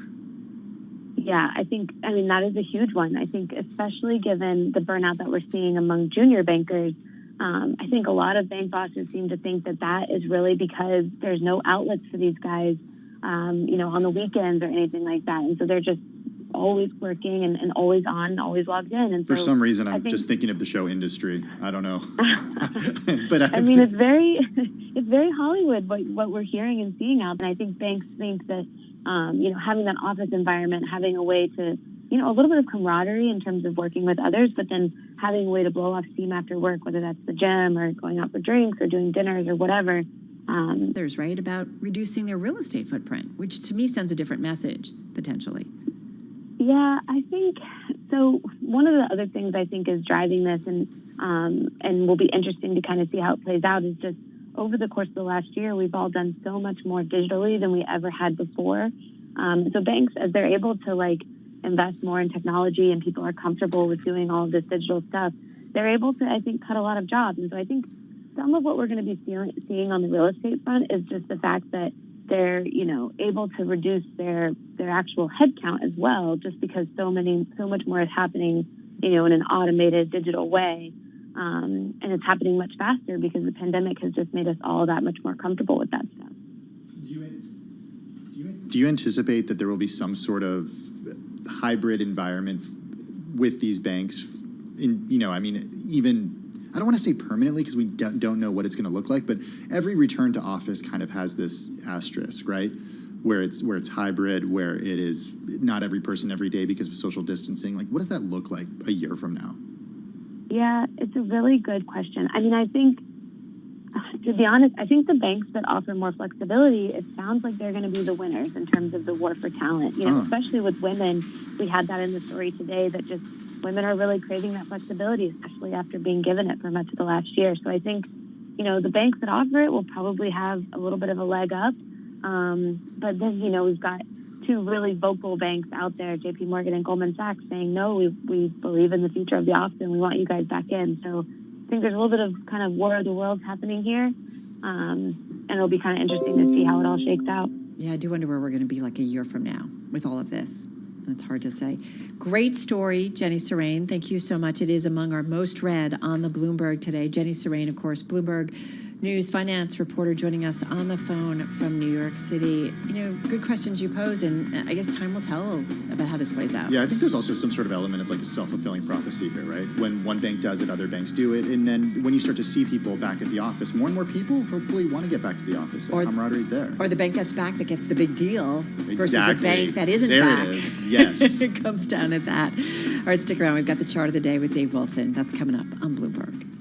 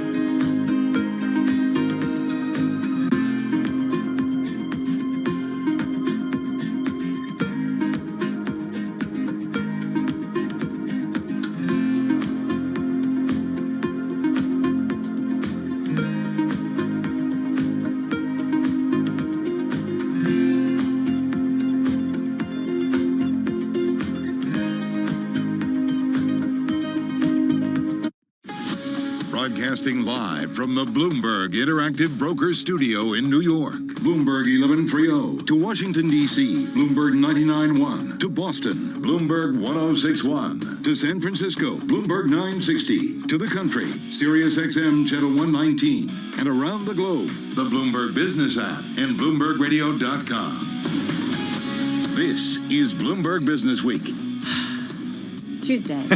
Tuesday side. All right, 29 minutes left in the trading session. We're going to come up on the chart of the day. The chart of the day and the song of the day. I'm ready. I'm ready too. I'm ready. All right, let's see what Dave Wilson has for us in just a moment. Right now, though, back to Charlie Pellet with a check on that day. Hey, Charlie. Well, hello there. We've got 28 minutes to go with the Dow. The S&P, NASDAQ all taking a big sigh right now with the S&P down 43 points, drop right now of 1%. The S&P is at 41.49. I'll give you the why in a moment here with NASDAQ down 321 points. Worst level of the day. NASDAQ have been down 409. Right now looking at a drop on NASDAQ 2.3%. NASDAQ 100 index down 2.3%. The Dow is down 90, lower by 0.3%. Bottom line, off session lows. 10-year yield 1.59%. Volatility is gripping financial markets as a sell-off in some of the world's biggest tech companies drags down stocks. Some of the mega caps, including Apple, now down by 3.9%. Tesla is tumbling 2.9%. Amazon lower now by 2.9% as well. Gold down $16 the ounce, tumbling 0.9%, 17.76 the ounce. West Texas Intermediate crude up 1.8%, 65.67 a barrel. The dollar briefly extended its advance after Treasury Secretary Janet Yellen said rates may have to rise modestly to prevent the economy from overheating. Her remarks adding to an already heated debate on whether government spending could spur a surge in inflation.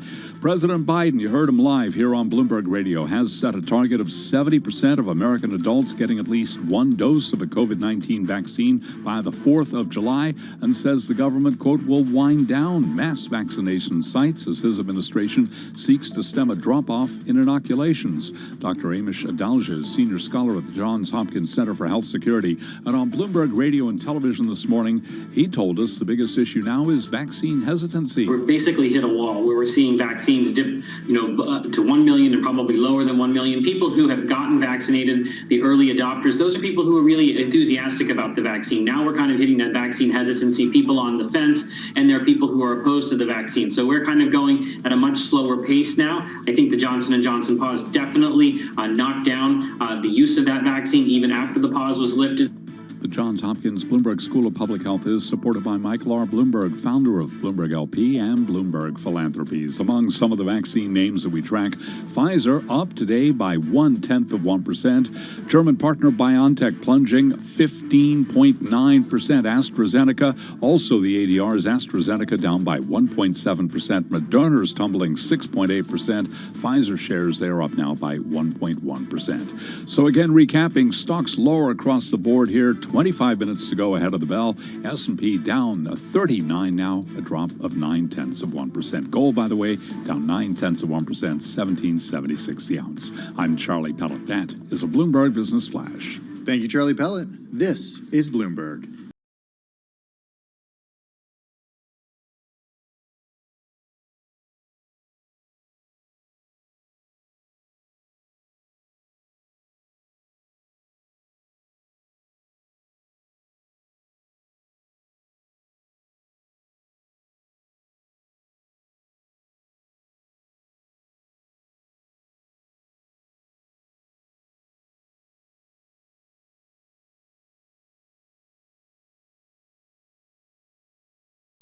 Soundtrack, including that, because it was shot in Louisiana.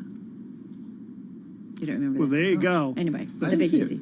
Yeah, Ellen We're Barkin. talking Pay Me My Money Down from the Seeger Sessions era.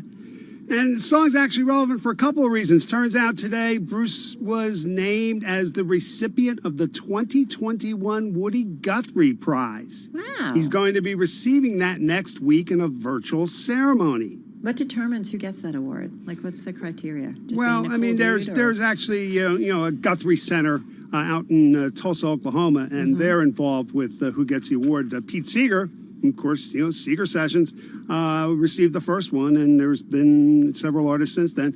Oh, and by the way, did you catch that reference in the lyrics to Mr. Gates? No. No. Yes. What did he say? The line goes, they'd haul my money in crates. Well, they may be hauling some of his money out in crates now that he's in the midst of a divorce, unfortunately. Yeah. All right. Yeah, it's going to be an interesting one. Yes, it is. A lot of moving pieces to that, and certainly one of the great world fortunes. Listen, it's among the most read stories on the Bloomberg. Yeah. Everyone's talking about it. So good tie-in. So let's tie it in, though, to your chart of the day, Dave. Absolutely. It's about paying your money. And, when you think about that in the market context, it's all about things like interest and dividends. Let's focus on the dividend side of the equation for the moment, because Julian Emanuel he's the head of equity and derivative strategy at BTIG, and he was looking at an area of the stock market where you find food companies, beverage companies, tobacco, household products. We're talking about consumer staples.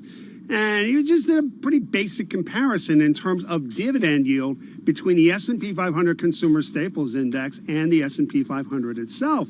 And when you run the numbers, you find out that the Staples Group pays collectively over the last 12 months a dividend that was more than double what you'd get in the S&P 500 based on where prices are now. So, we're talking about a gap of 1.4 percentage points. The beginning of March, it bumped up to 1.5, and that actually was the biggest gap in the history of the Consumer Staples Index, which goes back more than 3 decades. So, this is a group that really has kind of been left behind for more than a year now as stocks have been in a bull market.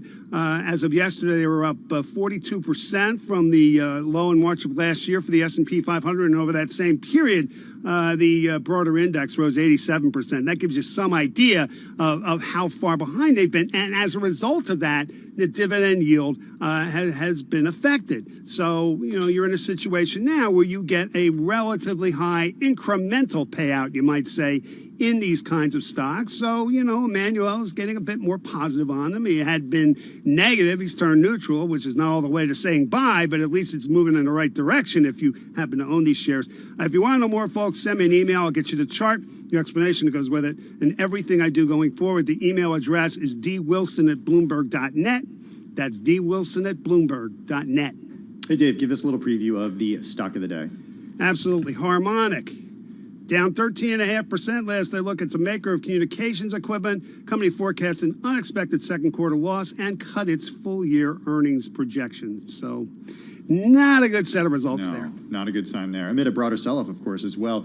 Look for Dave's stock of the day. It's just after 4:15 p.m. Wall Street time. It's going to be on Facebook, LinkedIn, and on Twitter. Dave Wilson, stocks editor. Thanks, Dave. I love it when you dig into dividends. You realize when you're looking at stocks, it's like so many different things that you need to look at. Not just the share price, of course, but another metric, dividends, and what it might mean in terms of their appeal.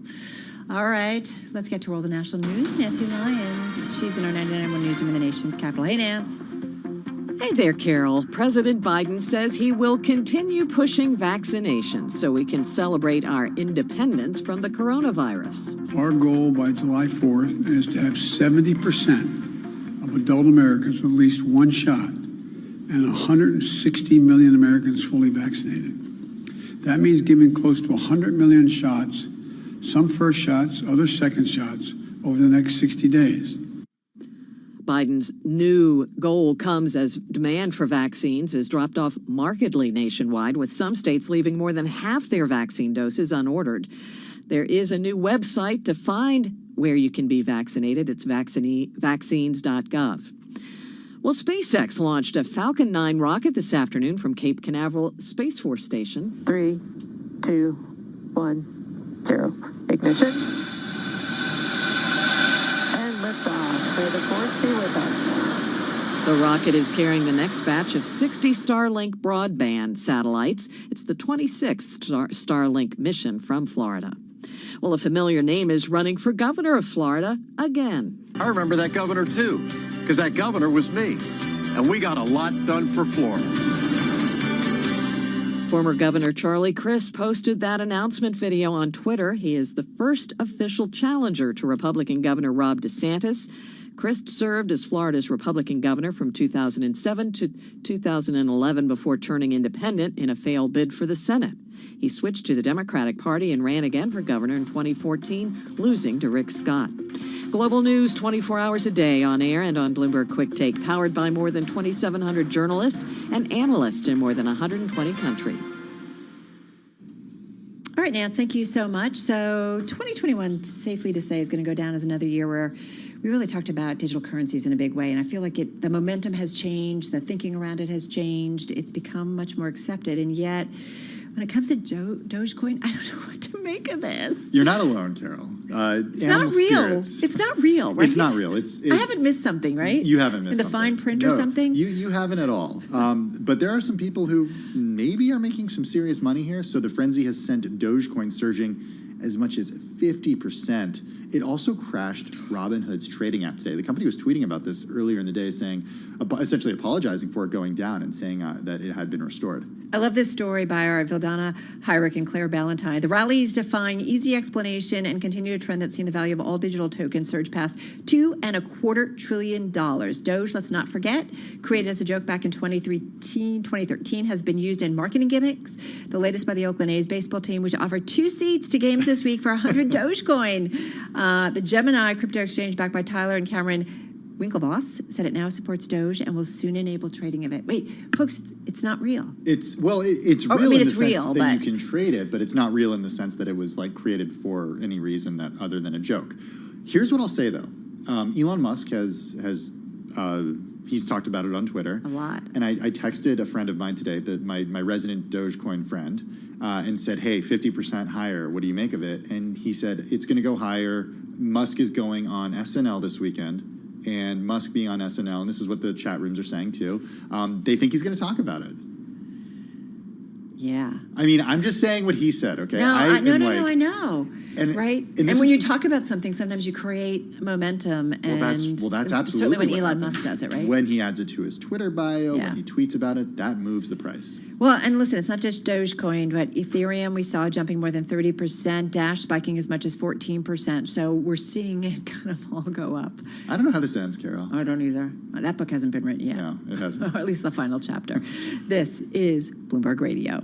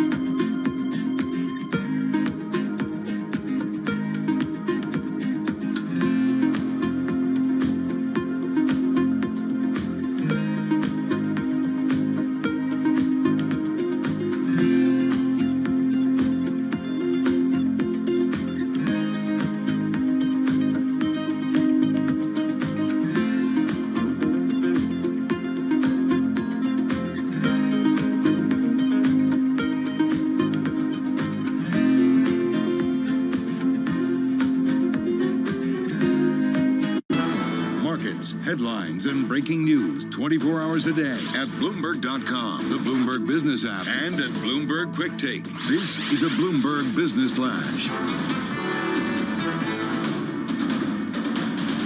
From Bloomberg World Headquarters, I'm Charlie Pellet. We've got 13 minutes to go ahead of the closing bell. With the Dow, the S&P, NASDAQ all on the minus side. We are off session lows. Right now, though, we have got the S&P 500 index lower by 41 points. That is a drop of 1%. A tech sell-off underway. We've got the Dow down 69 points, down 0.2%. NASDAQ tumbling 318 points right now, down 2.3%. Have been down 409. That was a drop of 3%. NASDAQ 100 index right now down by 2.3%. The Bloomberg Commodity Spot Index rising to the highest since 2011. Crude oil, West Texas Intermediate, up 1.9%, 65.69 a barrel, up now by $1.20 a barrel. Gold is down 0.9%, dropping $16 the ounce at $17.76. 10-year yield 1.59%. Mega caps such as Apple, Tesla, and Amazon all sinking the NASDAQ 100, while the S&P has pared losses amid a rebound in commodity, financial, and industrial shares. Among some of those big tech names, Tesla is down 2.8%, and we do have shares of Apple lower now by 4%, Amazon down by 2.6%. So again, recapping, equities lower across the board, 12 minutes to go ahead of the close. S&P now down by 42, a drop of 1%. I'm Charlie Pellet. That is a Bloomberg Business Flash. I'm driving in my car. I turn on the radio. How about you let me drive? Oh, no. Who's gonna drive you home? Honey, please, I'll do the driving. Drive on. Excuse me, I want to drive. Just drive, baby. It's the question that drives us.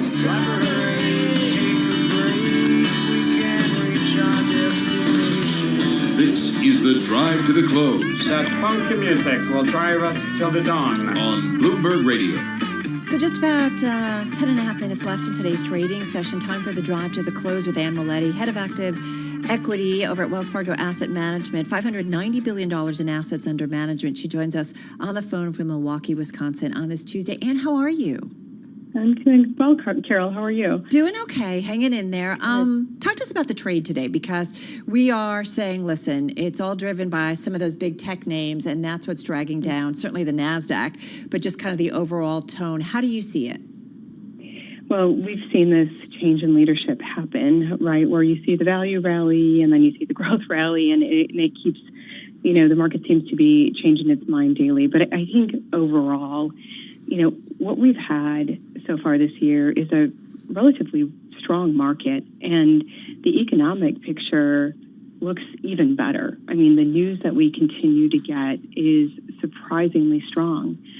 But, a lot of that's priced in. It's like, we've all been at the party for a very long time, and we're just getting a little tired out. And I feel like that's what the market's acting like. It's more about what are we going to see in the next 6 to 9 months. That's what the market cares more about right now, and I think that's what it's trying to price in. And it's difficult when there's a lot of uncertainty in the future. So what does that mean for the rest of 2021? And what we've heard from CEOs has been, hey, we're not even at a point where we can actually tell you what we think we are going to sell this year. I mean, some companies aren't even giving guidance still, and investors don't like that.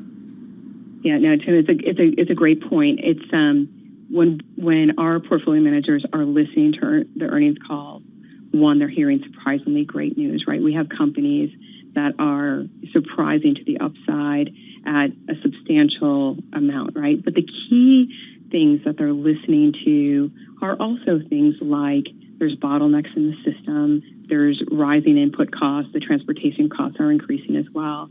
And so those things are kind of the micro level things that companies are used to dealing with, but there's macro issues too, like policy changes, tax increases, other things that CEOs, CFOs know are changing, but they can't quantify them yet.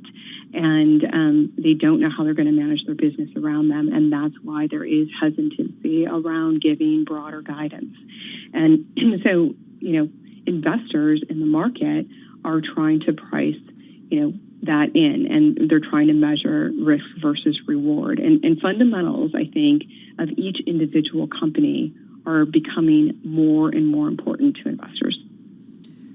So the big tech names that are dragging down the trade today that we're seeing, Ann, I had a list somewhere, Applied Materials, NVIDIA, a lot of chip names, Apple, PayPal, IPG Photonics is another semiconductor company. So what's your thinking on some of the big tech names that have provided so much momentum for this market over the past year or so? Well, I never look at just one day of trading and get too worried about what one day says. But certainly, when you look at it over a long period of time, you kind of, it does make you pause. Look, I think there are certainly companies in there that you mentioned that still have very, very good fundamentals, and more importantly, that have pricing power. And if you think about, the world as it may look 6 months from now, I think pricing power is going to be something that's extremely important. If you worry at all about inflation, whether it's transitory or if it's going to get worse, pricing power is extremely important for companies. So investors should focus on that. And then also, if you have changes in tax policy, again, you're going to be able to have to transition that cost over to the consumer. And so that's what our managers are focused on, is how do you transition that off to the consumer, because margins will be compressed over time. And you haven't had to worry about that. Revenue, top line growth has been so strong. Margins haven't been a problem, but we expect that could change toward the year end. Well, and kind of timely in a day where commodities jumped to their highest in almost a decade. And, we have seen the rebound in particular, the developed economy around the world. So demand for metals, food, energy are all up. And we've also seen some poor weather harming crops and transportation bottlenecks, which you just talked about, curbing supplies. Is it transitory, like we've heard from the Federal Reserve, so that we're going to have maybe some discomfort with some prices ticking higher? We've seen that already, until these bottlenecks and these supply chains kind of get back to quote unquote normal. Well, I do think a lot of it is transitory. There's a lot of pent up demand in the system, and we all know that, right? You can see it in your everyday lives. You just look at the auto numbers and what we've seen in all-time high since July of 2005. Amazing numbers, but that's because the economy was almost shut down for a year. Right. So some of that is transitory, but it's transitory until it's not. Yeah. And I think, do we get there? That's kind of what I'm focused on. We get to that point where it's not transitory anymore? Well, that's, I don't know that for sure, and I'm not an economist, and I'm not good in practice being one. But what we're doing is watching the data very carefully, as is the Fed, right? And I think they've been quick to adjust and change when the data changes, and I think that they'll do that this time around. And so our portfolio managers and analysts are certainly watching it on a micro level, at the company level, and paying very, very close attention to what all the input costs look like. What's that specific moment for you, though, when you say to yourself and you say to your colleagues, okay, this is not transitory? Well, I think, again, there's all of the measures that we're looking at on a micro level, company by company. And for long only and equity investors, it's measuring risk reward and picking the companies that really have that pricing power and who can weather the storm better. And there will be companies, there always are, that can actually do well during inflationary periods. Deflationary periods, unfortunately, are what we always want to avoid, and so does the Fed. So it's not good for the economy long term, and we know that, but we're trying to manage around what we're delivered. Hey, just have about a minute or just under a minute left here, Ann. You would not be surprised to see a correction 10 to 12% before the second half is over. That's right. I think, again, given the returns that we've seen, not just this year, but certainly last year, a 10 to 12, even 15% correction would not be surprising to us. In fact, in some ways, it would be welcome because it would give us the ability to buy stocks at a much more attractive price. Yeah, that's what I was going to say. I mean, have you put cash on the sidelines in order to bounce on that opportunity when it arises? And we only have about 15 seconds left. Yeah. There are buy lists on every single one of our investment teams waiting to react to anything like that. All right. Is that kind of normal, though? I mean, isn't it normal that you... It is. Okay. But it changes, right? It changes with price. Yep. Well, interesting day. Good to get your thoughts and good to get some macro thoughts on you. And I think you're among the first that have been talking to us about some kind of correction, formal correction this year. So I appreciate that specificity. Time to say goodbye, unfortunately, to Ann Maletti, because we're getting close to the closing bell here. Ann Maletti, head of active equity at Wells Fargo Asset Management from, of course, Wells Fargo Asset Management. All right, folks, we are getting to Beyond the Bell. It's our cross-platform coverage live on Bloomberg Radio, Bloomberg TV, and YouTube. Beyond the Bell, Bloomberg's comprehensive cross-platform coverage of the U.S. market close starts right now. And right now, we are about 2 minutes away from the end of the trading day. Romaine Bostic, Caroline Hyde, Taylor Riggs, the band is back together, counting you down to the closing bell. And here to help take us beyond the bell with our global simulcast, Carol Massler, Tim Stenovic, joining us right now, bringing together our Bloomberg television, radio, and YouTube audiences, and audiences, I'm sure, around the world that are just off every other platform out there. Carol, this is an interesting day here. We came in this morning, it looked like we were actually going to have a pretty decent day, and then we had some headlines about something going on over in Taiwan. Yeah. And then a little bit later in the day, we had Yellen making news here. What's happening? Well, listen, I think that's it. You know, we just had a guest on, Ann Maletti of Wells Fargo Asset Management, talking about, listen, so much is priced in. And she said she likened it to investors have been at this party for a long time. And so now they're looking for more visibility. She's calling for about a 10 to 12% correction. So, yeah, I think, you know, that's going on. And then, of course, Tim, we had Janet Yellen just talking about overheating. Like, to use that kind of word, you know it's going to catch investors' attention. Right. I mean, she's a former Fed chair, right? She has to know that when she says something like that, investors are going to react. But look, we've been laser focused on earnings. We got earnings coming after the bell today. Going into today, guys, more than 3/5 of S&P 500 companies have reported. 87% have beaten average analyst estimates. So it has been a really good quarter, Caroline.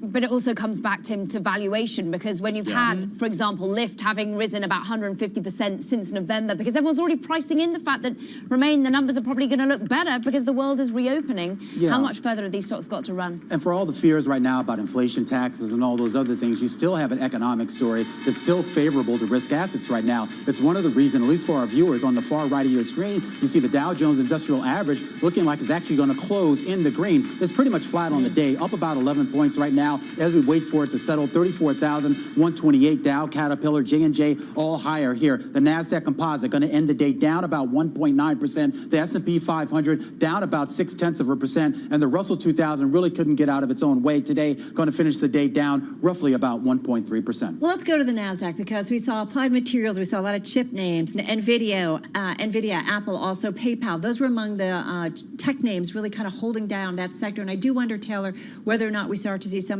say, well, wait a minute, now that stock's a little bit cheaper. Maybe I'm interested at this point. We'll see what happens tomorrow. This is one day of trading. We have to keep that in mind. Yeah, and you're right. The stocks, though, entering into that 9% loss from the recent highs. So trying to get into that correction territory. So let's start on the bottom, Carol. For our radio audience, we're taking a look at some of the semiconductors, some of the auto equipment makers, some of the tech hardware companies. Those are off anywhere from 2.5%, 3.5%. Of course, as you really get the likes of Apple dragging down this market, anything with high valuations has been really put back into question today. Finally, I'll end on the gainers, and it wasn't a lot, but you have banks and materials that are up about 1%, of course, and telecoms up 0.6% as we wait those T-Mobile earnings. All right, let's go to T-Mobile, crossing with their earnings. First quarter revenue, it is a beat, $19.76 billion. The estimate among analysts, $18.92 billion, so beating on the top line. First quarter adjusted EBITDA, $6.91 billion versus an estimate of $6.67 billion, and first quarter EPS, 74 cents a share.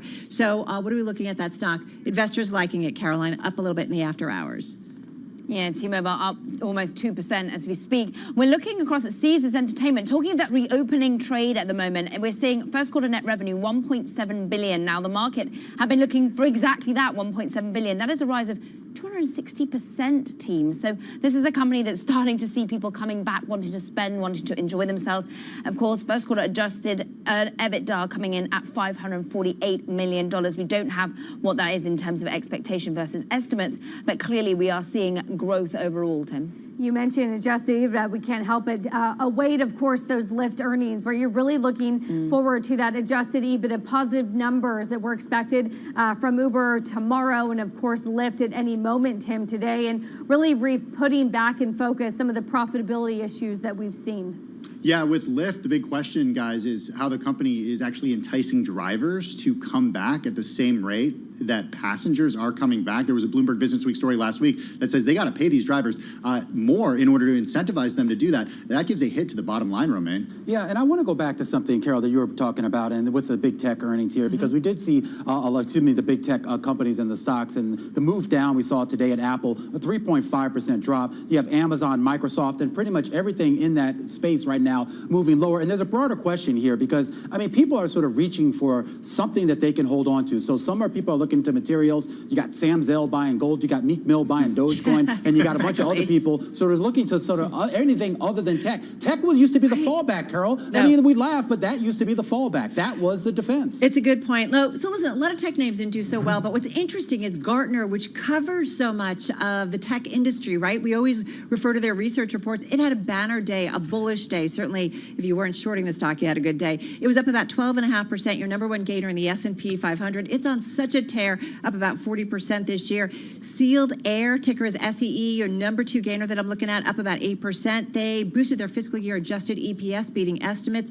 Cirrus Logic, watching those chip names. This was on Romaine's list of analyst calls today. That stock up about 2% today after Needham raised their call on that company. And then Co-Crystal, I like to look for something a little bit different. Number one gainer in the NASDAQ. And this, as you saw, a lot of day traders flipping millions of shares on this company.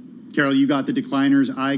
You got the companies that move up. I got the laggards. I got the decliners. Ferrari, among the ones I'm keeping an eye on today, down more than 6%. The company delayed a long-standing earnings target by a year due to the pandemic. Smile Direct Club finishing the day down in the double digits after the company said it had a systems outage that was caused by a cybersecurity incident. Moderna, one of the vaccine makers we follow closely, it is up 65% year to date, but it slid today. That it comes against the backdrop of the company's chair saying that it's testing lower dose vaccines in order to boost supply.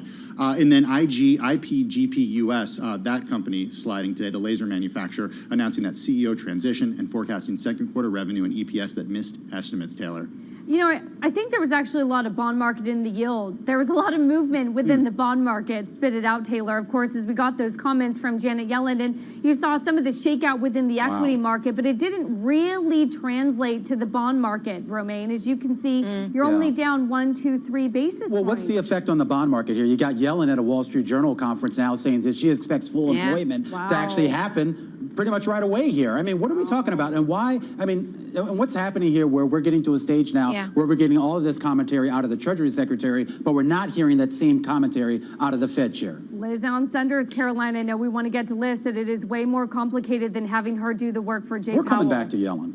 Lyft first quarter adjusted EBITDA lost 73 million people. The estimated loss for 143 million, so better than expected, a lot better. The loss is half of what had been expected overall. So they are seeing an adjusted EBITDA loss, but an adjusted net loss of 114 million. The estimate had been for 166 million. So in both those measures, they are doing better than had been expected. And the first quarter active riders, 13.5 million, still down 36% year on year, but it is improving. We're seeing that stock up 5% after hours right now, Carol. Yeah, what's interesting is, though, this stock has been on a tear. It's up about 140%, 150% since early November. Is this enough for investors, Tim, in terms of what they're looking? They're going to want visibility. How are things going, and what's the outlook look like? And look, this is a play, a bet on the U.S., especially compared to its peer Uber that has much more international exposure. So if you're bullish on the U.S. and the reopening here in the U.S., Lyft is certainly a play that appeals to that.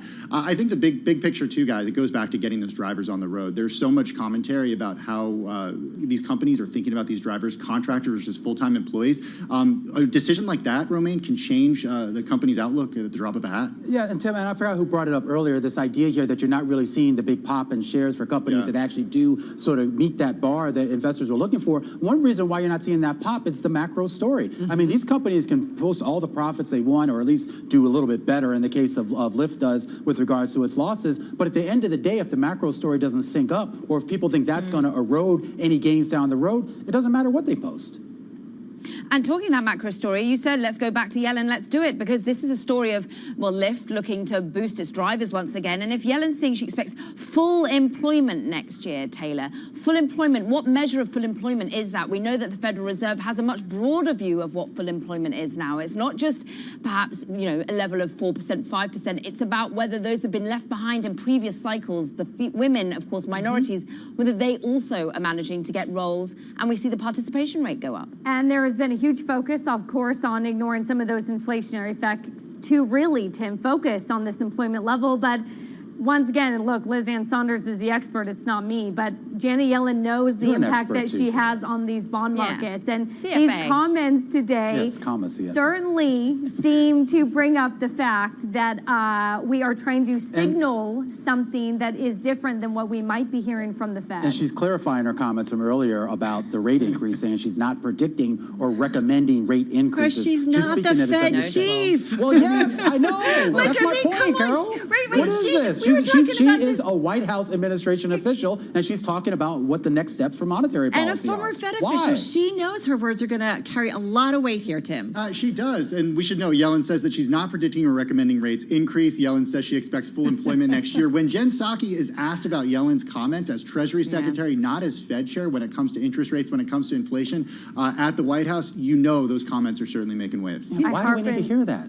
She was sitting in the press room and she's like, what, Janet Yellen said what?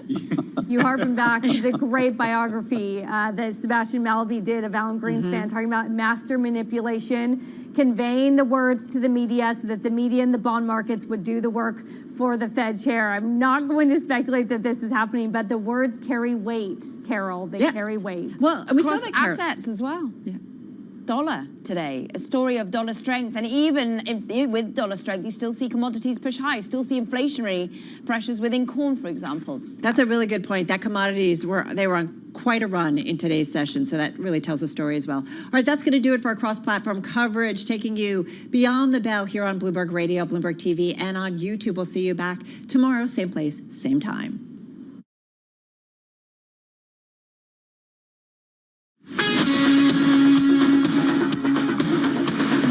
You're listening to Bloomberg Business Week with Carol Messer and Bloomberg Quick Takes Tim Stenovic on Bloomberg Radio. All right, Tim, you're headed home. Have a good evening. I'll see you tomorrow. All right, good stuff. And let's get to World and National News and Nancy Lyons. Hey, Nance. Hey there, Carol. President Biden is stepping up the vaccination campaign, hoping to persuade reluctant Americans to get vaccinated and parents to vaccinate their 12 to 15-year-olds as soon as possible, as soon as a vaccine is approved for their age group. The president said more vaccinated Americans are persuading friends and relatives to step up every day, and walk-in vaccinations are becoming more widely available. Now we're going to have to bring the vaccine to people who are less eager. Our goal by July 4th is to have 70% of adult Americans at least one shot and 160 million Americans fully vaccinated. Let's celebrate our independence as a nation and our independence from this virus. The president said by July 4th, 10% of U.S. vaccine production will have been sent overseas, with more to come. In Washington, Irv Chapman, Bloomberg Radio. Los Angeles and San Francisco have met California's guidelines to move into the least restrictive tier for businesses to reopen. Attorney General Merrick Garland today presented his priorities to the lawmakers in charge of approving budgets. During testimony, he said he's increasing the funding request for the Civil Rights Division by $33 million. Garland also told lawmakers his department needs more money to curb domestic extremism. He's requesting an additional $101 million for that line item. Global news 24 hours a day, on air and on Bloomberg Quick Take, powered by more than 2,700 journalists and analysts in more than 120 countries. All right, Nance, thank you so much. You're listening to Bloomberg Business Week. Carol Masser in our Interactive Brokers studio. Charlie Pellet joining me. And Charlie, got to talk a little bit about those earnings. I'm seeing Match Group crossing the Bloomberg terminal. Got to go to Lyft, though. That was one of the big ones after hours here on this Tuesday. Stock's up about 0.8%. But what's interesting is, we all want visibility. We want to see how these companies, which really took a hit during the pandemic, first quarter adjusted EBITDA loss, $73 million. That is about half what the street was expecting. They were looking for a loss of about $143.5 million. First quarter active riders, 13.5 million versus an estimate of 12.7 million. I don't know about you, but we are definitely seeing an increase in people out and about and probably their demand for things like Lyft or an Uber. Indeed, and as you say, we got to focus on the outlook here. I think they might well be focused on what's in the rearview mirror, and I'll tell you why. You've got the CEO there, actually the president, the co-founder, John Zimmer, saying airport rides increased 65% in recent weeks compared to January numbers. So certainly as we look back, clear evidence that more people are getting in the car and saying, take me to the airport. Take me to the airport. I cannot wait for that. Hey, Zillow, that was definitely a pandemic play. That stock was up 182% in 2020, and it reported its earnings after the close, reported better than expected results for the first quarter. The white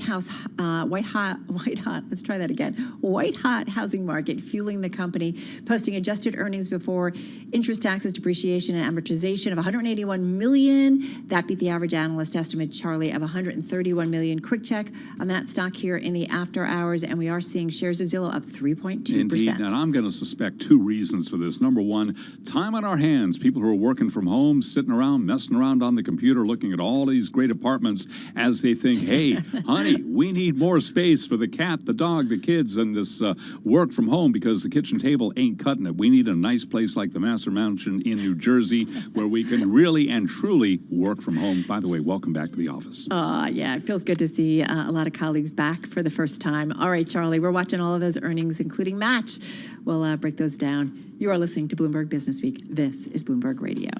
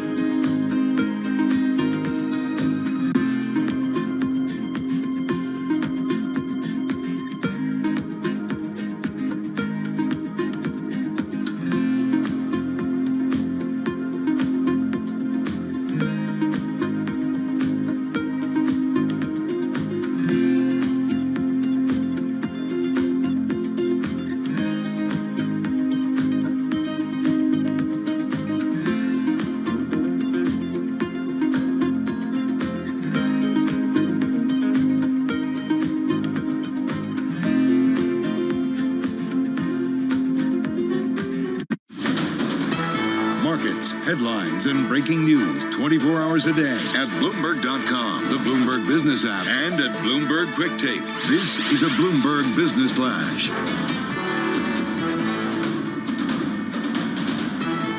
Bloomberg World Headquarters, I'm Charlie Pellet. Earnings fast and furious, we've got you covered. Zillow Group reporting better than expected results for the first quarter. As the white-hot housing market fuels the company, we have got Zillow shares moving higher now, up by just about 2%. Lyft up after hours by about 1.5%. Earnings beat there. Lyft reporting quarterly results, saying that ride demand is rebounding as more people get vaccinated. The company still expects to earn an adjusted profit by fall.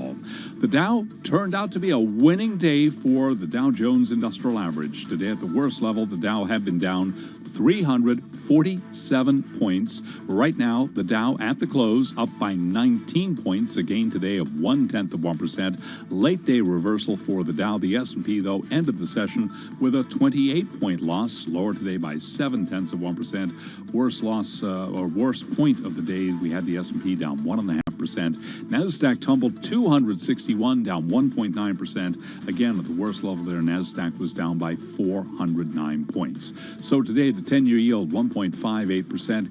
Gold down $13 the ounce, down 0.8%. West Texas Intermediate crude down 2%, 65.76 a barrel. Big damage, though, in the tech group today among some of the technology names that did decline today. Apple was down 3.5%. Tesla was down 1.6%. Amazon lower by 2.2%. And that's a Bloomberg Business Flash. All right, Charlie Pellet, thank you so much. So I'm guessing this next guest and his company have been rather busy over the past year. Cameron Brady is president and CEO of the $60 billion market cap tech and software commerce company. We're talking about global payments. They did report earnings this morning, also did a deal, and we'll talk about that in just a moment. Cameron joining us on the phone in Atlanta. Cameron, nice to have you here on Bloomberg Business Week. How are you? Thank you for having me, Carol. It's wonderful to be with you today. I'm doing great. I hope you are as well. Yeah, doing well, feeling like things are starting to get a little bit more normal in our world. So glad you're here because you guys work with small companies, mid-sized companies, multinationals. I was looking at your website earlier today, 140 payment methods across 170 countries. Talk about a vantage point. Tell me what you are seeing and hearing from your customers. Yeah, it's a great question. We do have a good perspective, I think, on what's happening from a macro standpoint around the globe. I would say first and foremost, the recovery here in the U.S. market has been very strong, and we're really encouraged by the trends we've seen in our business over the first quarter. And those have continued, obviously, into April as well, and in some cases even accelerated. So clearly the U.S. is on a good path to recovery. We're starting to see more face-to-face traffic increase in our merchant customer businesses. Obviously, e-commerce continues to explode as it relates to consumer buying habits. No slowing down there? Adoption. No slowing down there as things start to slowly open up? No, we continue to see acceleration, and I think the reason for that, Carol, is every business, regardless of whether you've historically been a face-to-face or omni-channel business, now needs an omni-channel strategy. So I love to use the veterinarian example where the whole experience has now changed. Now I bring the dog to the vet, they take the dog inside, I drive away, I come back to pick her up later, and then they text me a pay-by link in an invoice. So that experience, which used to be face-to-face, is now an e-commerce transaction. So every vertical market needs an omni-channel solution, and more volume is going to move to e-commerce over time. And the lines between face-to-face and e-commerce will really continue to blur as we move forward. As consumers want safer payment choices in conducting business with merchants. Right, and it's interesting, too, in terms of how we're paying. My husband and I laughed, that he had a bunch of cash in his pocket for almost a year because he just didn't use it, because either through everything we were doing online, or that when we did do something where we had to go, it was either again done online or done digitally, whether it was Apple Pay or some other mode. That's right. And those trends are very favorable for our business, and we're seeing that all around the globe. The interesting thing about technology is it generally doesn't go backwards.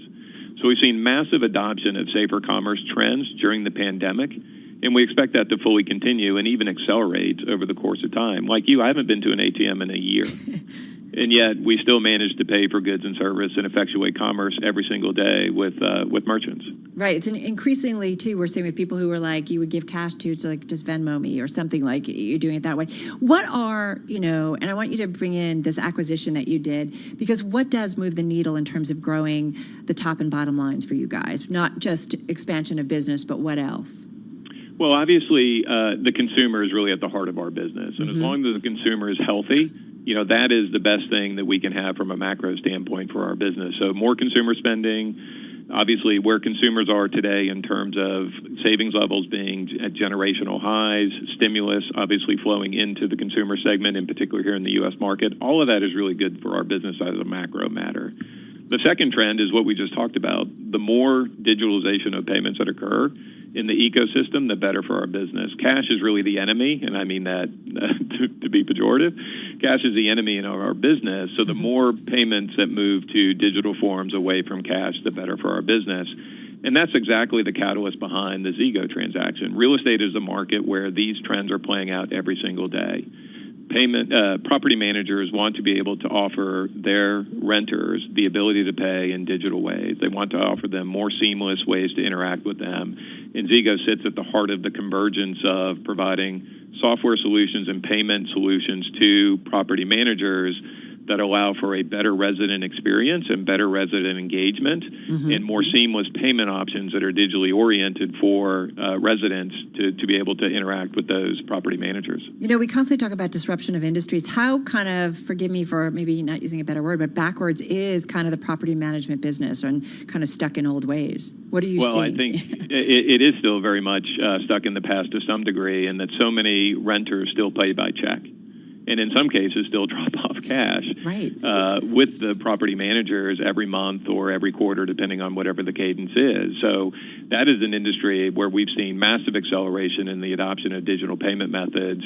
And again, more and more property managers want to provide their residents the ability to engage with them in more safer commerce ways. So they want to be able to do things digitally. They want renters to be able to fill out a work order or request maintenance or reserve common space within the property environment in a digital manner, and Zego provides all those solutions to that market, and they're really the leader in resident experience and integrated payments in the real estate vertical market. Well, fascinating conversation, and I hope you'll come back because I'd love to talk a little bit more, because I do feel like what you get to see based on your customer base, you really see a lot, as you said, when it comes to consumer spending and what's going on in our economy. Cameron, thank you. Cameron Brady, President and CEO of, as I mentioned, it's a $60 billion market cap company. We're talking about global payments, and he joined us on the phone in Atlanta. All right, coming up, we're getting another take on the consumer, what we've all been wearing at home. We've been working from home, how that might change going forward. We're going to check in with the founder and CEO of Viore. He's coming up in just a moment.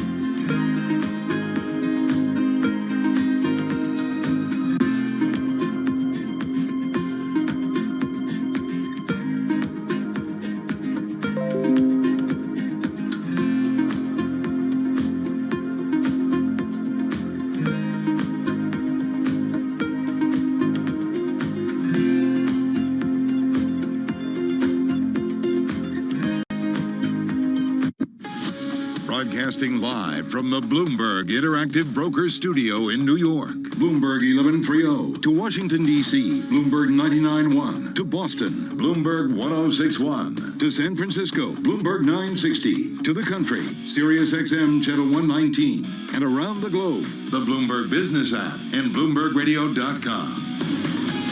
This is Bloomberg Business Week. Yes, indeed. It is Bloomberg Business Week, getting ready to wrap up our Tuesday show, but not before we check in with a really cool guest who understands a lot about the past year and what we've been wearing and maybe what we'll be wearing going forward. We're going to check in with Joe Kudla. He is the founder and CEO of Viore. He'll be your guest in just a moment. First up, though, let's get back to some of that earnings news after the close, Charlie. There was a pretty big batch here. Yeah, there's a lot of them. Let's begin with Match Group, out with a positive forecast for revenue growth in the current period, driven up by optimism that people will continue to look for love online even after COVID-19 subsides. As cities and towns and life gets back to normal, Match Group shares, they're up now by just about 5%. Activision Blizzard, that's the big video game producer, also up about 5% after extended trading. It is boosting its full-year forecast for sales and profit, pointing to momentum for titles like Call of Duty, World of Warcraft, and Candy Crush.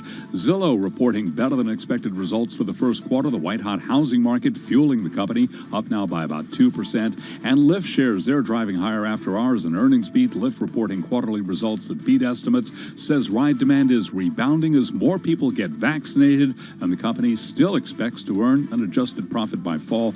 Shares of Lyft up now by just about 1%. Tech sell-off on Wall Street today. It was a rough day for the Dow, the S&P, and the NASDAQ Composite Index, but late in the day, we had the Dow turning around. Today, we saw the Dow Jones Industrial Average ending the day with a gain up by 19 points, up less than 0.1%. Keep in mind that at the worst level of the session, the Dow had been down 347, down by 1%. S&P lower today by 28, losing day there, down 0.7%. NASDAQ down 261. Again, a tech-led sell-off. NASDAQ down today by just about 1.9%. NASDAQ 100 index today also lower by just about 1.9%. Gold down $13 the ounce, lower by 0.7%. 10-year yield 1.58%. West Texas Intermediate crude down up 2.3%. $65.99 for a barrel of WTI. Well, as for the market backdrop and the sell-off, Ann Maletti is head of active equity at Wells Fargo Asset Management, and she was our guest right here on Bloomberg Business Week. It's like, we've all been at the party for a very long time, and we're just getting a little tired out. And I feel like that's what the market's acting like. It's more about what are we going to see in the next 6 to 9 months. That's what the market cares more about right now, and I think that's what it's trying to price in. And it's difficult when there's a lot of uncertainty in the future. The boss wants you back. Top brass at Goldman Sachs and others out with plans to have U.S. and U.K. employees returning to offices next month as Wall Street's march back to its skyscrapers gathers momentum.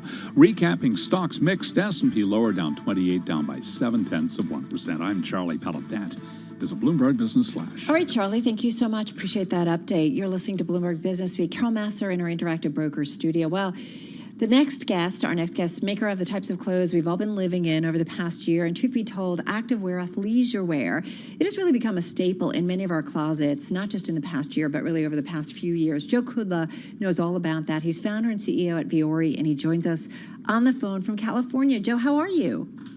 I'm doing great, Carol. Thank you so much for having me. Well, it's nice to have you here. Tell us about the past year for you and what it's like. Take us back to March of 2020 and what was kind of going on in your world. Well, it's been a roller coaster. I'll never forget March 13th. We gathered our leadership team together and we decided we needed to close our stores. We had 5 retail stores at the time. We were getting calls from a lot of our wholesale partners saying, hold shipments, don't send us any more inventory. And by the way, we don't think we can pay our bills. And so it was a rough time. We made some tough decisions. At the time we decided to keep we had over 50 retail employees. We decided to keep them fully employed with the company and reinvest in training. But I was so proud with how our team came together in that time. And we got really creative and we thought about how can we make this business better during this momentary pause. And what we found out was that there was a big gravitation towards comfortable clothing. And we were very fortunate to benefit from that. So it was a bit of a roller coaster at the beginning, a lot of worry, a lot of doubt about what was going to happen, and then we learned quickly that our customer was coming to us. They trusted us for delivering really comfortable clothes during a pretty tough and traumatic time. I'm guilty for those comfortable clothes. Working from home for, 8 months for me or so, a lot of yoga wear and the like. Tell me about some of the metrics. I had read somewhere that you guys nearly tripled your revenue last year. Is that right? Or give me some idea of the metrics you saw. Yeah, we did. We came in the year to with a plan to double the business, and before we were really close to writing it to zero, as were a lot of folks, in that early March timeframe.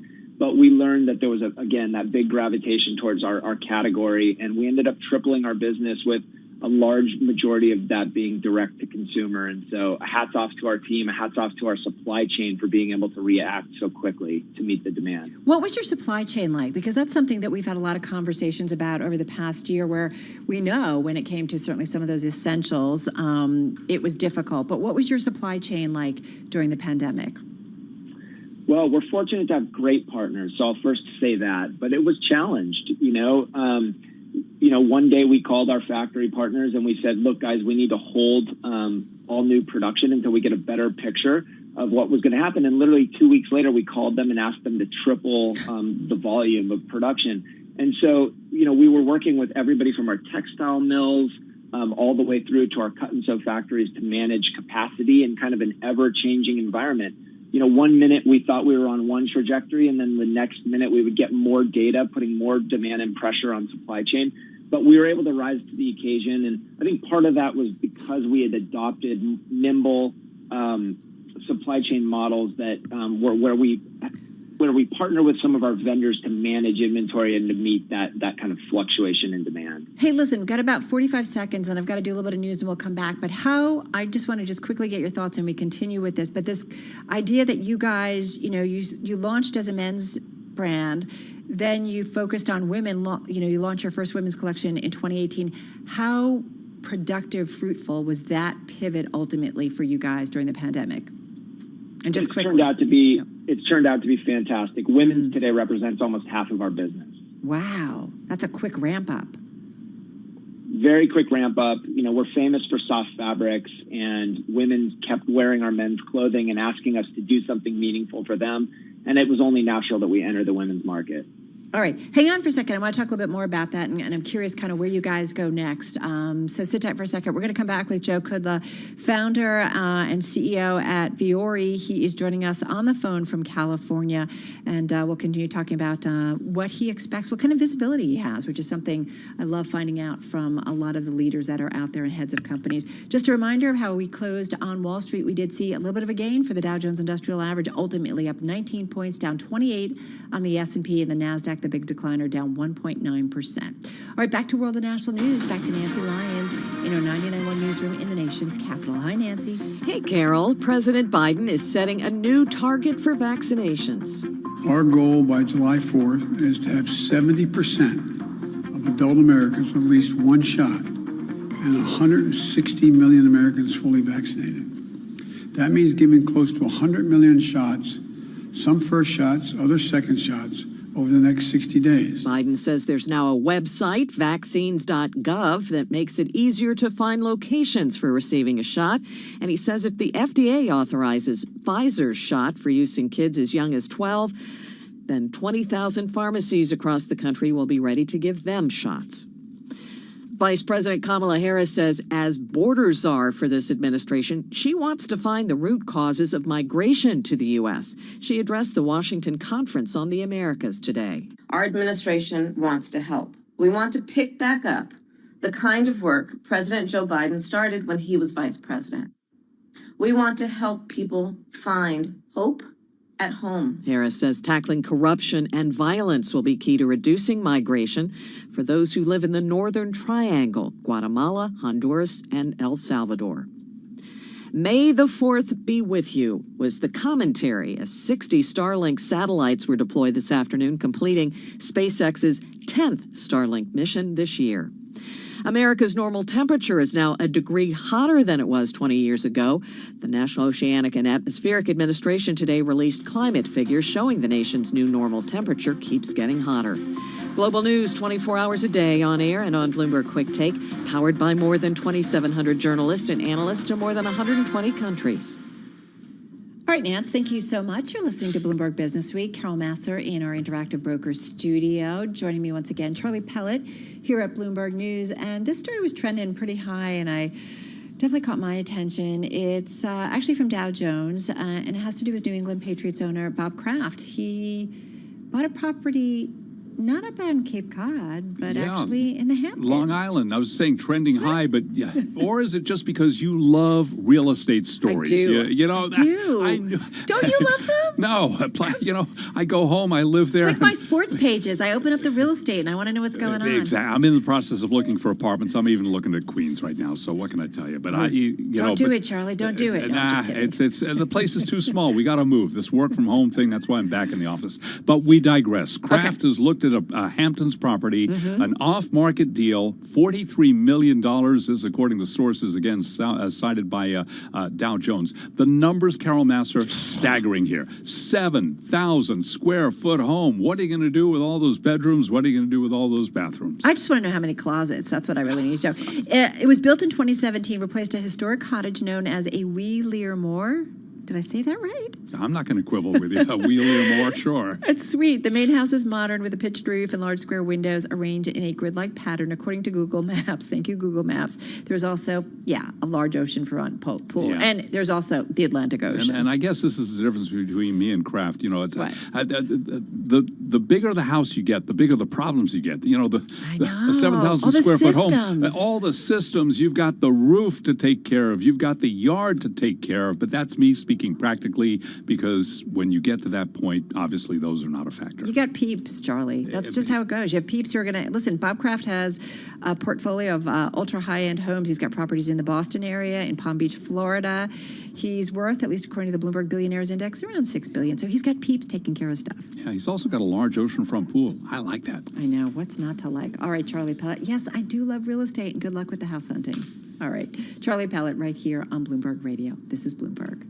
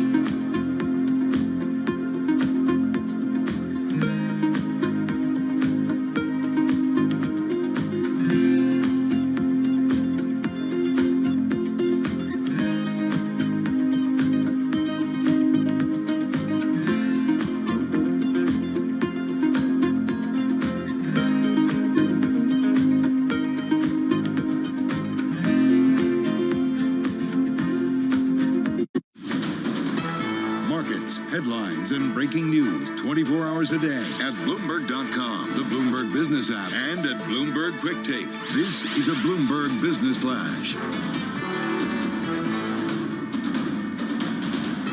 From Bloomberg World Headquarters, I'm Charlie Pellet. An update from Treasury Secretary Janet Yellen. Yellen now says she was not predicting or recommending interest rate increases when remarking earlier about the impact of fiscal spending on the U.S. economy. Earlier today, Yellen caused a set of hiccups in markets when she said the Biden administration's spending measures will likely provoke a rise in interest rates. Her latest remarks came in an online event hosted by the Wall Street Journal.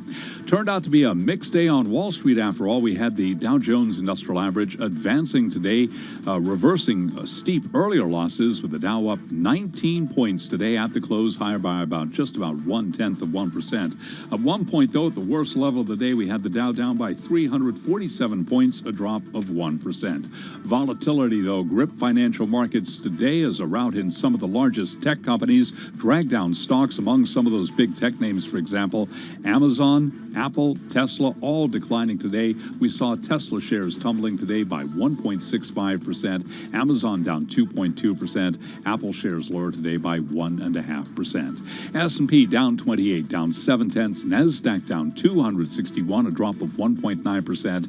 10-year yield there 1.58%. Gold down $13 the ounce at $17.79, drop of 0.7%. West Texas Intermediate crude now with a $66 handle, 66.11 on WTI, up 2.5%. I'm Charlie Pellet. That is a Bloomberg Business Flash. Got it, Charlie. Thank you so much. Want to get back to Joe Kudla, still with us. He is founder and CEO at Viore. He is still with us on the phone from California. So, Joe, a friend of mine, when saw that we were having you on, they're like, really cool guest. I hear their joggers are the best. Tell me what's going on with jogger sales, because this has been a big momentum play for you guys. The jogger has been an incredible product across all channels of distribution, but yeah, we've become famous for the jogger. And I think it's a combination of great fit and comfort. Comfort being king this past year. We have a famous fabric called the Dream Knit, our Dream Knit textile. It's a technical fabric. It's brushed very uniquely to give it this incredibly soft hand. And once you put them on, you have a hard time taking them off.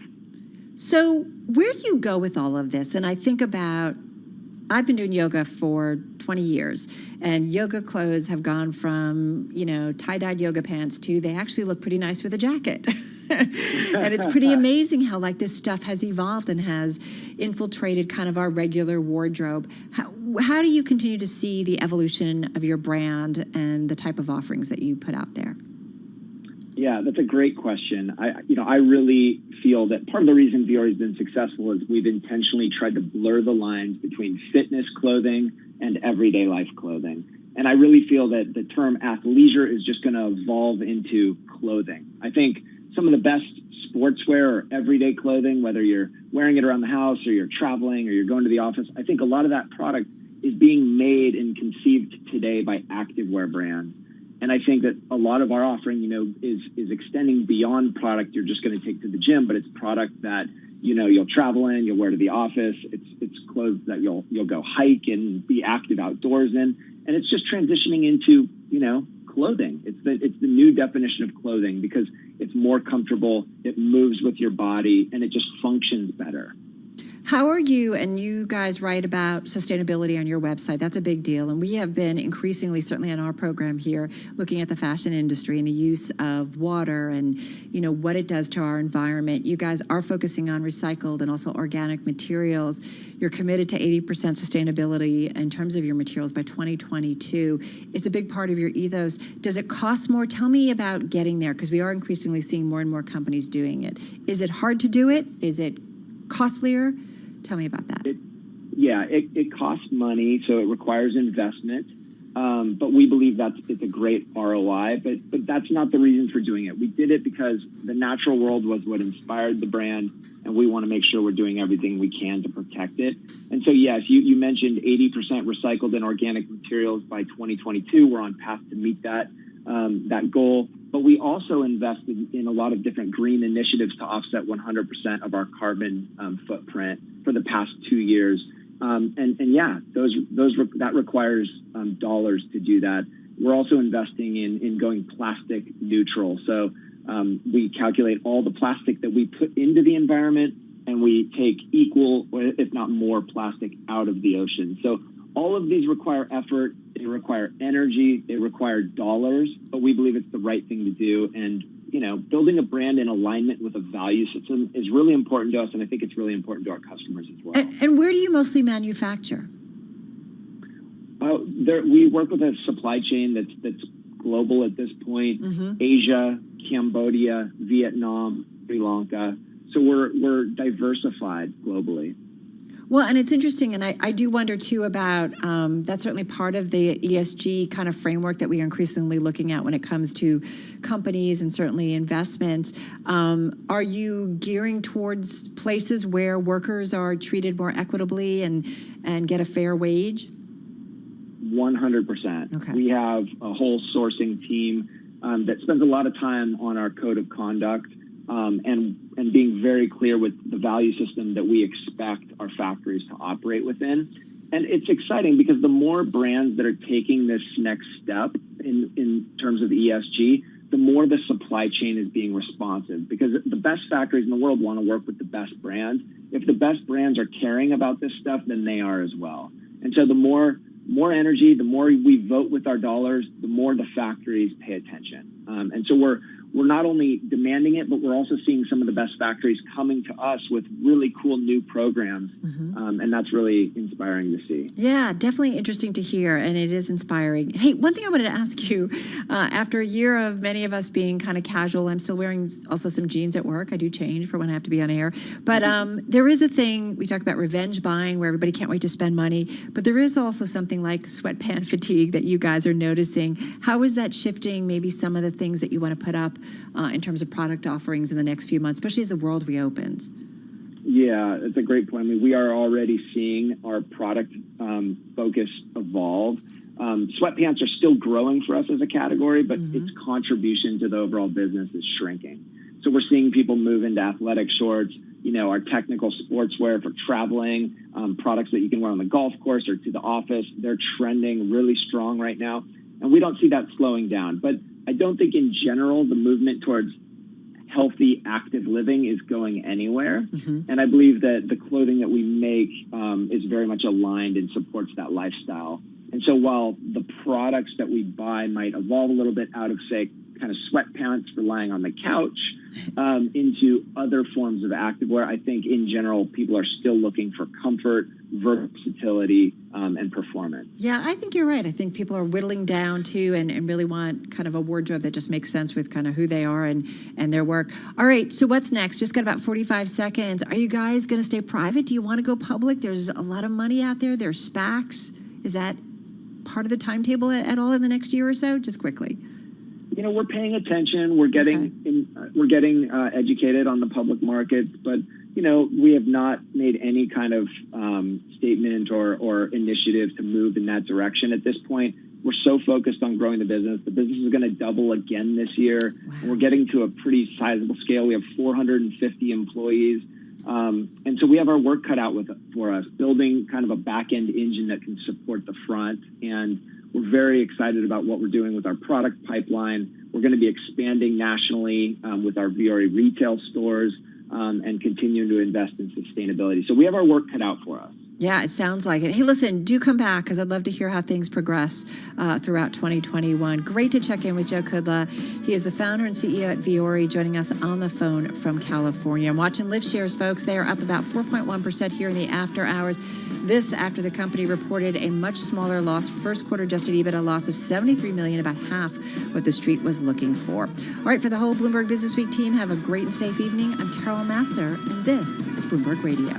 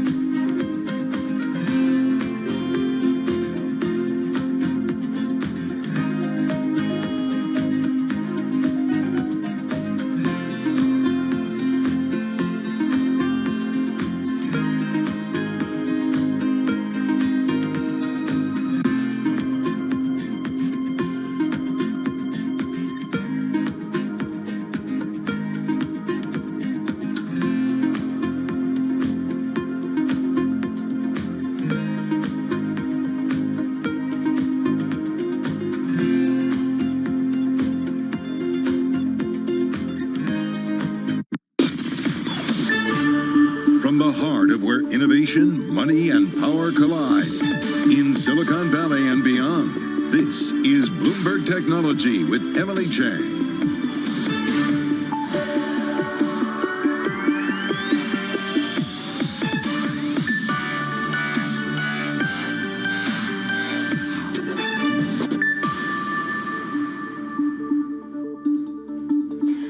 In San Francisco, and this is Bloomberg Technology. Coming up in the next hour, a tech sell-off sweeping U.S. markets. Shares of Apple, Tesla, and Amazon all sink. Plus Zillow and Lyft reporting results. We'll have a roundup. And poking holes, attorneys for Apple go to work on Epic Games CEO Tim Sweeney. We will have the highlights of his cross-examination from day 2 in this massive antitrust trial. And neighborhoods have become crucial information hubs in the year of the pandemic, but post-vaccines, as people go back to work, what's the next chapter in keeping communities connected? That and more in an exclusive conversation with Nextdoor CEO Sarah Friar. We begin, though, with the U.S. markets selling off, sparked by inflation fears, tech getting caught up in the crosshairs, mega caps like Apple, Amazon, and Tesla all seeing shares fall. Let's get more from Bloomberg's Katie Greifeld and Kriti Gupta. Katie, what are you watching? Well, Emily, stocks we're seeing red today, led by the tech sector, down over 2%. That dragged the S&P 500 down by 0.9%. The NASDAQ 100, though, more than doubled that drop as your big fangs fell. Comments from Treasury Secretary Janet Yellen didn't help there. She said that higher rates might be needed to prevent overheating in the economy, though she later walked that back. Now, chips also felt the crunch, with the Philly Semiconductor Index dropping for a third straight day, and that chip weakness is turning into a trend. If you look at the semi-index against transportation stocks, your railroads, your airlines, usually the two typically track each other, but they've started to break apart. Transports are at a record high and climbing, but the semis index has fallen for 3 weeks as those production constraints really start to pinch.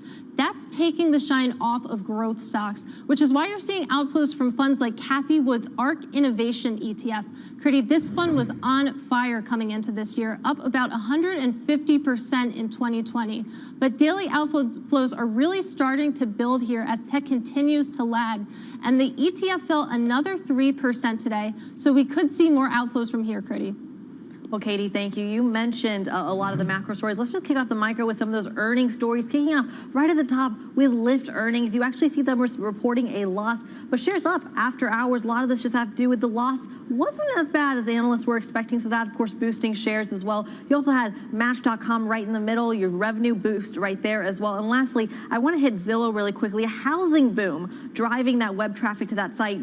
Not doing so great intraday, but after earnings, you're definitely seeing those boosts. Flip on the boards, and I really want to hit what Katie just talked about on that semiconductors pain that you saw today. We're going to use NVIDIA as a proxy. That's the biggest weighted stock in the SOX index. You saw that really see some pain here, down 3.3%, and that really flowed into some of the automakers. Katie mentioned the transportation index. Let's look at some of the other automakers here. Electric vehicles that drive ETF. You also have other tech stocks really taking that into stride as well. For example, Amazon, Apple, the biggest heavyweighters in the S&P 500, really dragging it down. Snapchat in the red, even Riot, some of those crypto exposed stocks also in the red. So really, the big story here, Emily, is just broad-based selling wherever tech has its hands. All right, thanks for giving us a broad roundup there, Kriti Gupta, Katie Greifeld. Appreciate you both. I want to move on now to day 2 in the high-stakes antitrust trial happening between Apple and Epic Games. The cross-examination of Epic CEO Tim Sweeney was aimed at weakening his argument that Apple's App Store is, quote, a walled garden that, quote, traps developers and puts onerous conditions on users. Our very own Mark Gurman has been listening into every step of this trial. So give us the highlights from the cross-examination, Mark. Did Apple's attorneys succeed in undermining Sweeney's case? Hi, Emily. Thank you for having me. Indeed, have been tuning in. And yes, I think to some respect, Apple's lawyers did have a successful time sort of undermining the argument of Epic and, of course, their CEO, Tim Sweeney. One of the key arguments that Apple made today was actually getting Sweeney to admit that the 30% cut that Apple gets from the App Store is similar to other consoles, right? And so that raises the question as to why Epic is going after only Apple and suing only Apple over this 30% cut when, every other platform that he provides his software on does take the same cut. Now, the difference I do want to tell you, though, is that while, many of these consoles do take the same cut, if you look at a comparison between, Apple and Google, right, Google takes the same 30% cut. But there is a key difference there, and that's that they have two separate app stores, right? You can have the app store that Google provides built in, Google Play, but you can also add a second or third or even fourth app store from another provider too, which may take a slimmer cut. So, in your view, Mark, has Tim Sweeney and Epic been persuasive in making that case, that Apple really is different when, as you mentioned, all of these players take a 30% cut? Yeah, I think thus far I haven't seen anything from the Epic side to indicate that they are making a persuasive argument to the judge and the court, including in their, in their evidence and their testimonies and the cross-examination that Apple is doing anything not par for the course here. One interesting tidbit I heard this morning was Apple's lawyers basically questioning Sweeney about the typical home and how many devices they have and which devices they have, really going to the crux of the issue. As you remember, Emily, the problem came down to what are called our V-Bucks. V-Bucks is virtual currency that you can buy through the Fortnite game on any device, right? And basically, Epic didn't want to pay that 30% cut for purchasing V-Bucks through Apple, so they created their own payment system. But Apple does allow you to port over V-Bucks that you've already bought on other platforms without giving Apple a commission, since you already bought them, let's say, on Android or PlayStation or whatnot. And so they basically got Sweeney to admit that there's other devices there that you could have bought them on. All right, Mark, what's on tap for tomorrow? Tomorrow, you're going to see continued testimony from other expert witnesses. You should see people from Microsoft or NVIDIA testifying on the behalf of Epic, pointing to some of the similar concerns with Apple's business model. All right, Mark Gurman, listening in to that trial for us. We're going to have it, every angle of it covered. Bloomberg Tech's Mark Gurman, thanks so much. All right, coming up, a $350 million criminal industry. Ransomware attacks are plaguing major corporations, governments, and